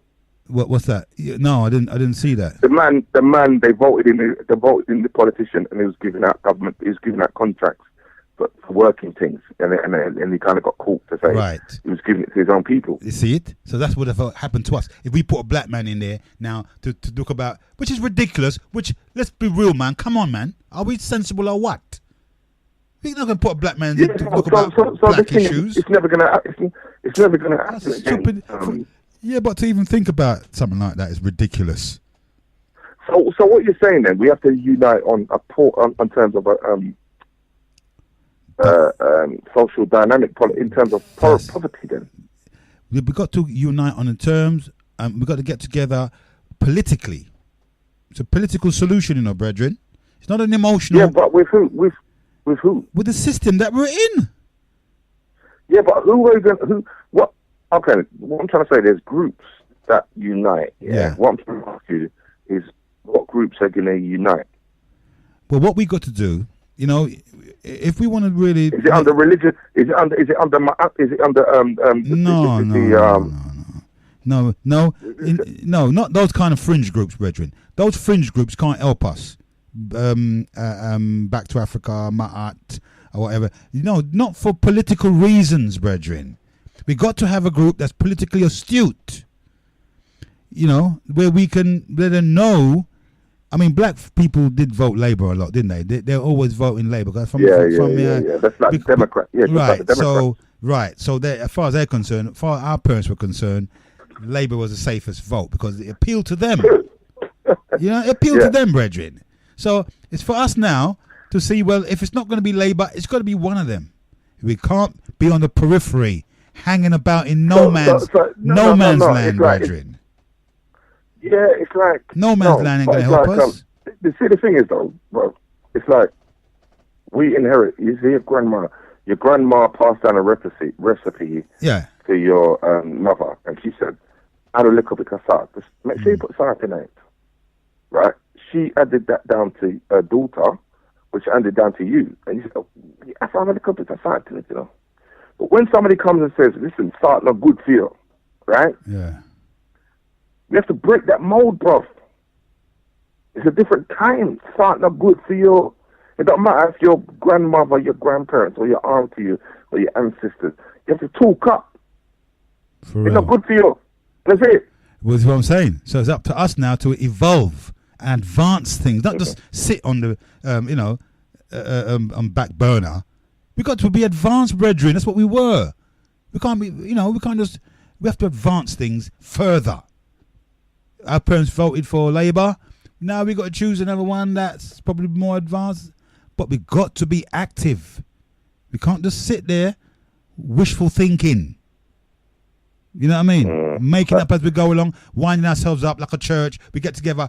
Africa. And we scream, woo! And we go on a frenzy, brethren. I still don't hear no solutions in terms of... Exactly. Okay, it's not Africa. It's not Africa. Where's the other direction, bro? Well, the direction is right in front of you, brethren. It's your own community. You live there for long enough. You got school here, brethren.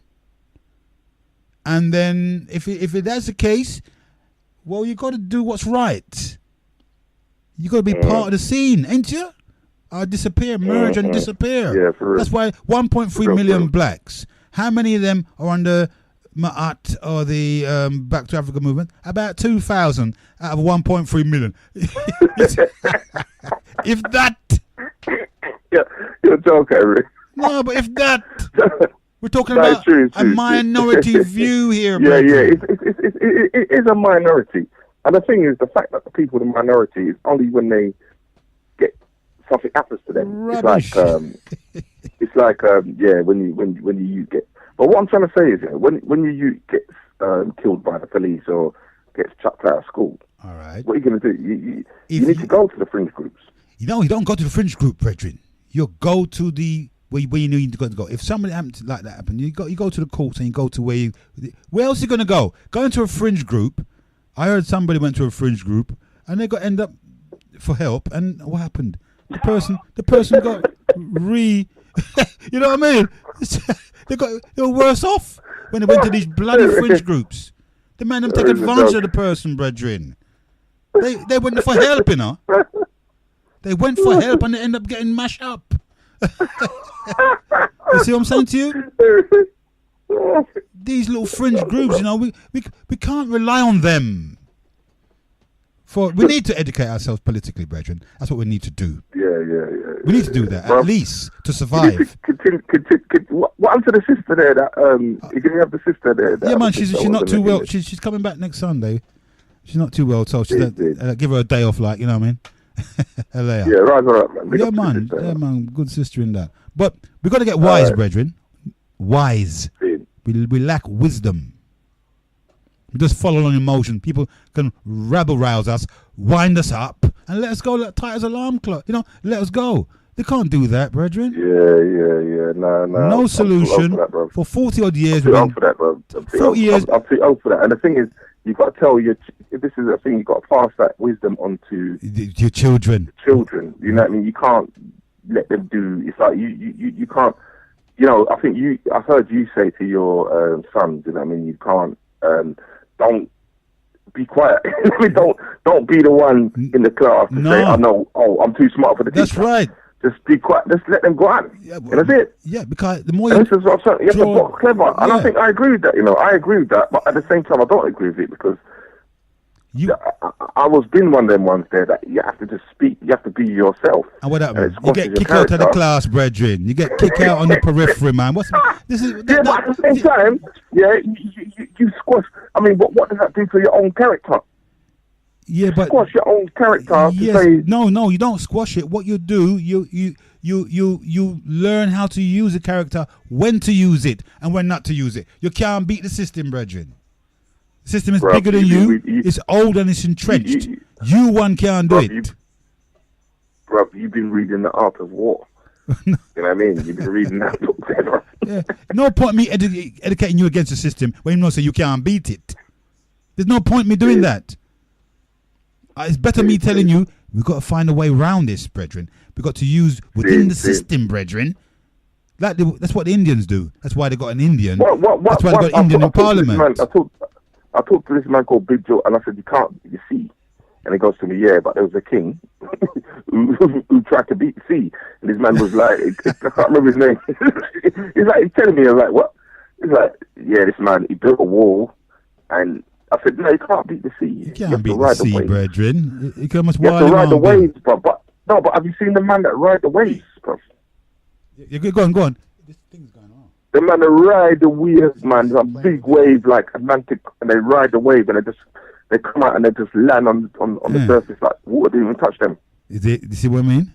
So I'm thinking, why are we being educated against the system and just left there on the periphery? You got us not interested in it. All right, fair enough. You got us to hate it. You got us to hate every white people. You got us to just like that. Now, what's next, brethren?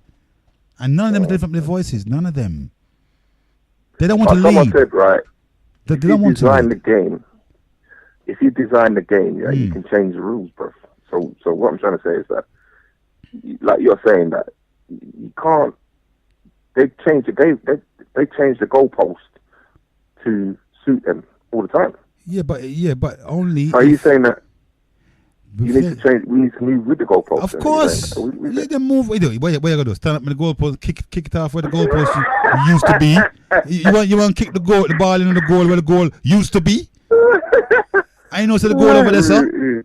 You know the goal's over there, and they've moved it. We're gonna kick the ball in the empty space, brethren. Or are you gonna look where them put, anywhere them put the goalpost? I'm gonna score. Then could I put it in the sky, brethren? This is how you wear them down. But right now, that's what I'm saying, bro. We've got so much negative personalities who don't know squat diddly about nothing. All they're interested in winding us up. Marcus Garvey said this. Hey, this Selassie said that.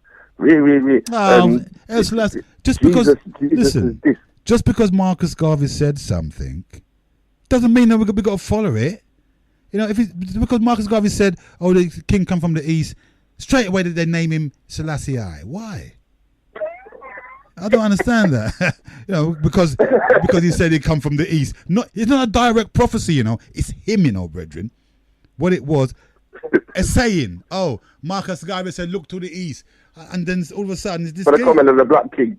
Look to the east. So what's that mean? But what I'm trying to say is the foundation on that, brethren. Bro, but you can't deny history, though, bro. Because you're a man, you know about history. Yeah. You're a man that you know about Kemet and stuff. So you can't really deny the history. What history? But what I'm trying to say is that you can't. Don't go any further. When you say deny the history, you mean deny a event in my history, because that isn't. Now, what history. I'm trying to say is the warnings and the experience of the history, the warnings and the experience of the history. It's not my history, though. Yeah, it's not my history. It's like you saying to your children, I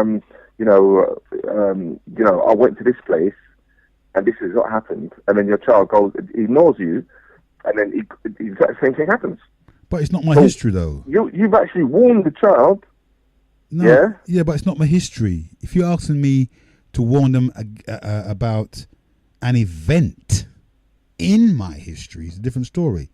But that's not my history. Slavery is not my history, brethren. There's greater things in my history apart from that. Slavery is an event in my history. So when they talk about history, why ever keep reverting to slavery? Why not revert to the great things that we've done? Why are you always talking about people coming to Africa taking us, man? You know what I mean? Are you there? Yeah, no, I'm listening, bro. Yeah, so why would I be? Sometimes I see on the web, on the Facebook, people saying we should never forget. We must, and there are pictures of people being hung on a tree. I thought, you're bringing me right back to that. Every time I go on the bloody side, I've seen pictures like that. Why do I have to hold negative images like that in my intellect? You understand? So just carry on talking for me for a minute, yeah? Yes, King. So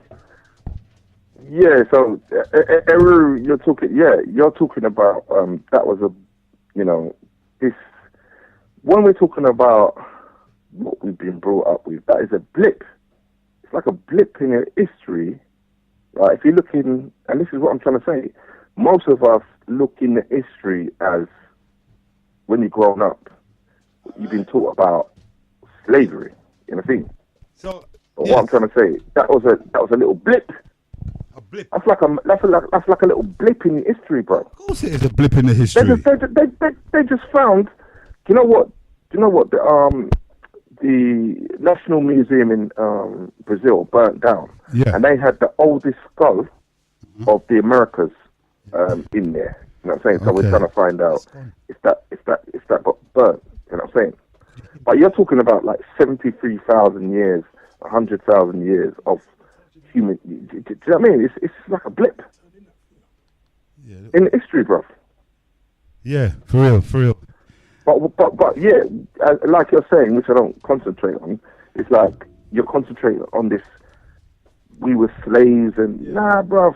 Nah, see, about time. If it was up to me, right, I would obliterate that. From our history.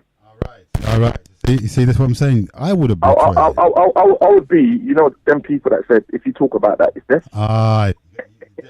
So the children, when they wouldn't even know about that, bro. Oh. They would just know about they would know about the stuff that victories, we did. The victories and the great achievements. If they stumble across if they stumble across it, then they'll come to me and then I will explain to them. But I wouldn't have that as a badge of honor. Where I was enslaving them. I think I'm in that camp, I think I'm in that camp. Joking, man. We've got to get that out of our psyche. Because these people use that as a means to manipulate our emotions. You understand? So we're actually walking dead, brethren, because at the end of the day, we can't see nothing else but incarceration and defeat. Yeah, I think we need to obliterate it, man, inferiority. The cycle of what we're seeing are youth. Nah, these back to Africa groups. Right? Yeah, they keep putting that in our psyche, man. We need to get that out of our psyche, brethren. And if that means to lay it to rest, we're going to lay that to rest. And anybody speak about it should be imprisoned. that's what the other groups did. There's a culture that did that. You know? I read it as well. You couldn't just talk about it as you feel, because that puts you in a bad light.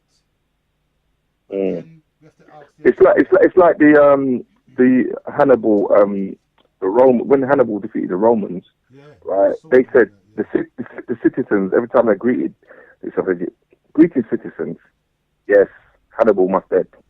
So it's like every time the youth was greeting each other, anybody was like, "Yeah, they must die." You know what I'm saying? It's like the thing was in their psyche.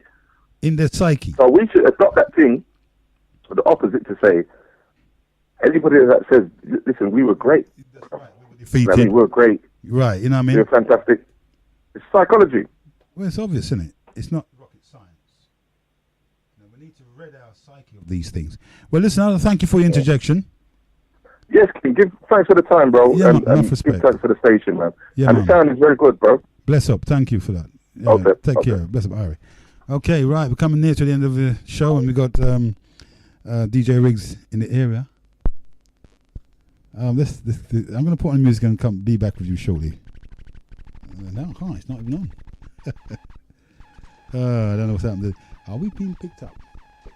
Because this thing ran out. I see somebody doing this like that, and it shut down.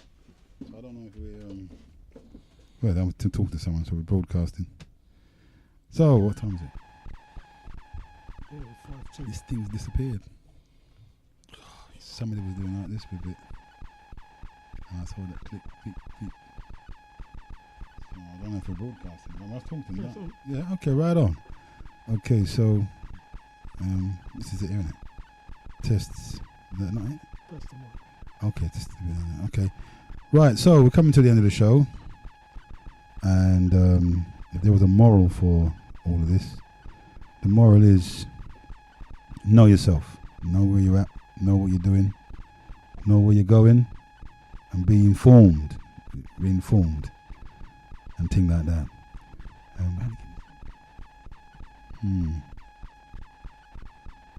Yes.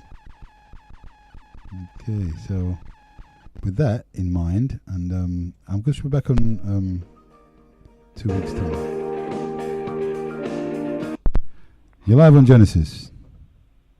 Yeah, Heru, it's me. I just want to know, is Sasha I'm getting a bit concerned that Sasha ain't on. What's up to Sasha? Is he on tonight?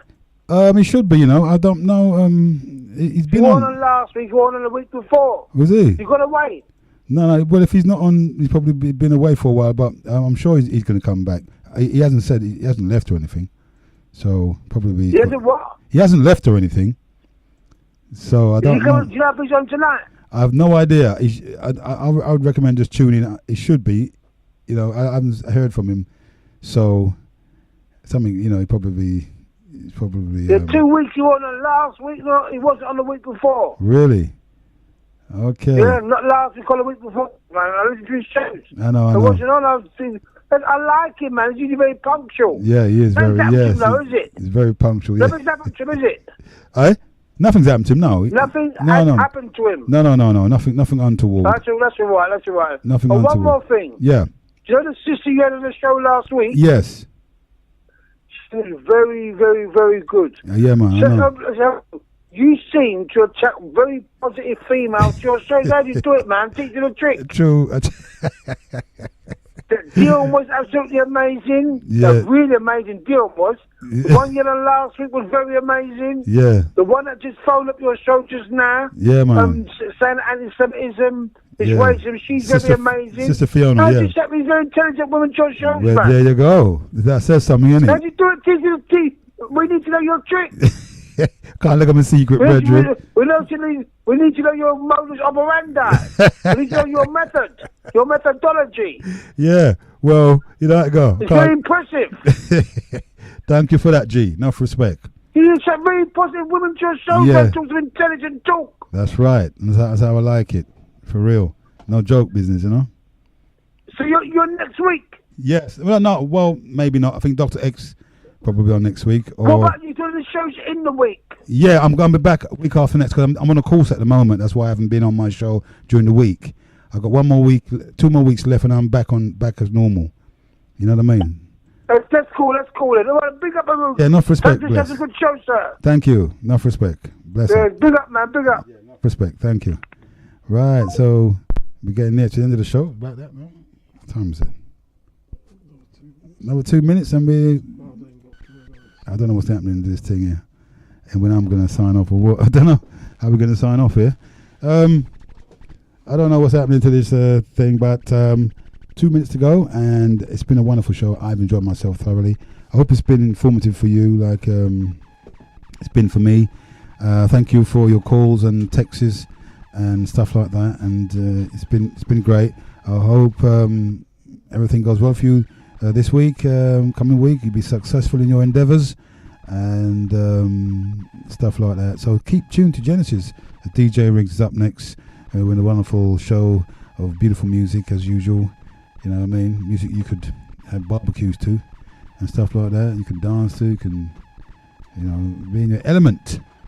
And don't forget, I've got 2 weeks more before I come back with my midweek shows from Monday, 10 o'clock onwards. So let me rise up also Steve down there in the Woolwich side of things and get him to really thank him as well for his dedication and devotion. And the rest of you, Fiona and the rest. So anyway, let me say what I always say, and that is, this is Heru saying I am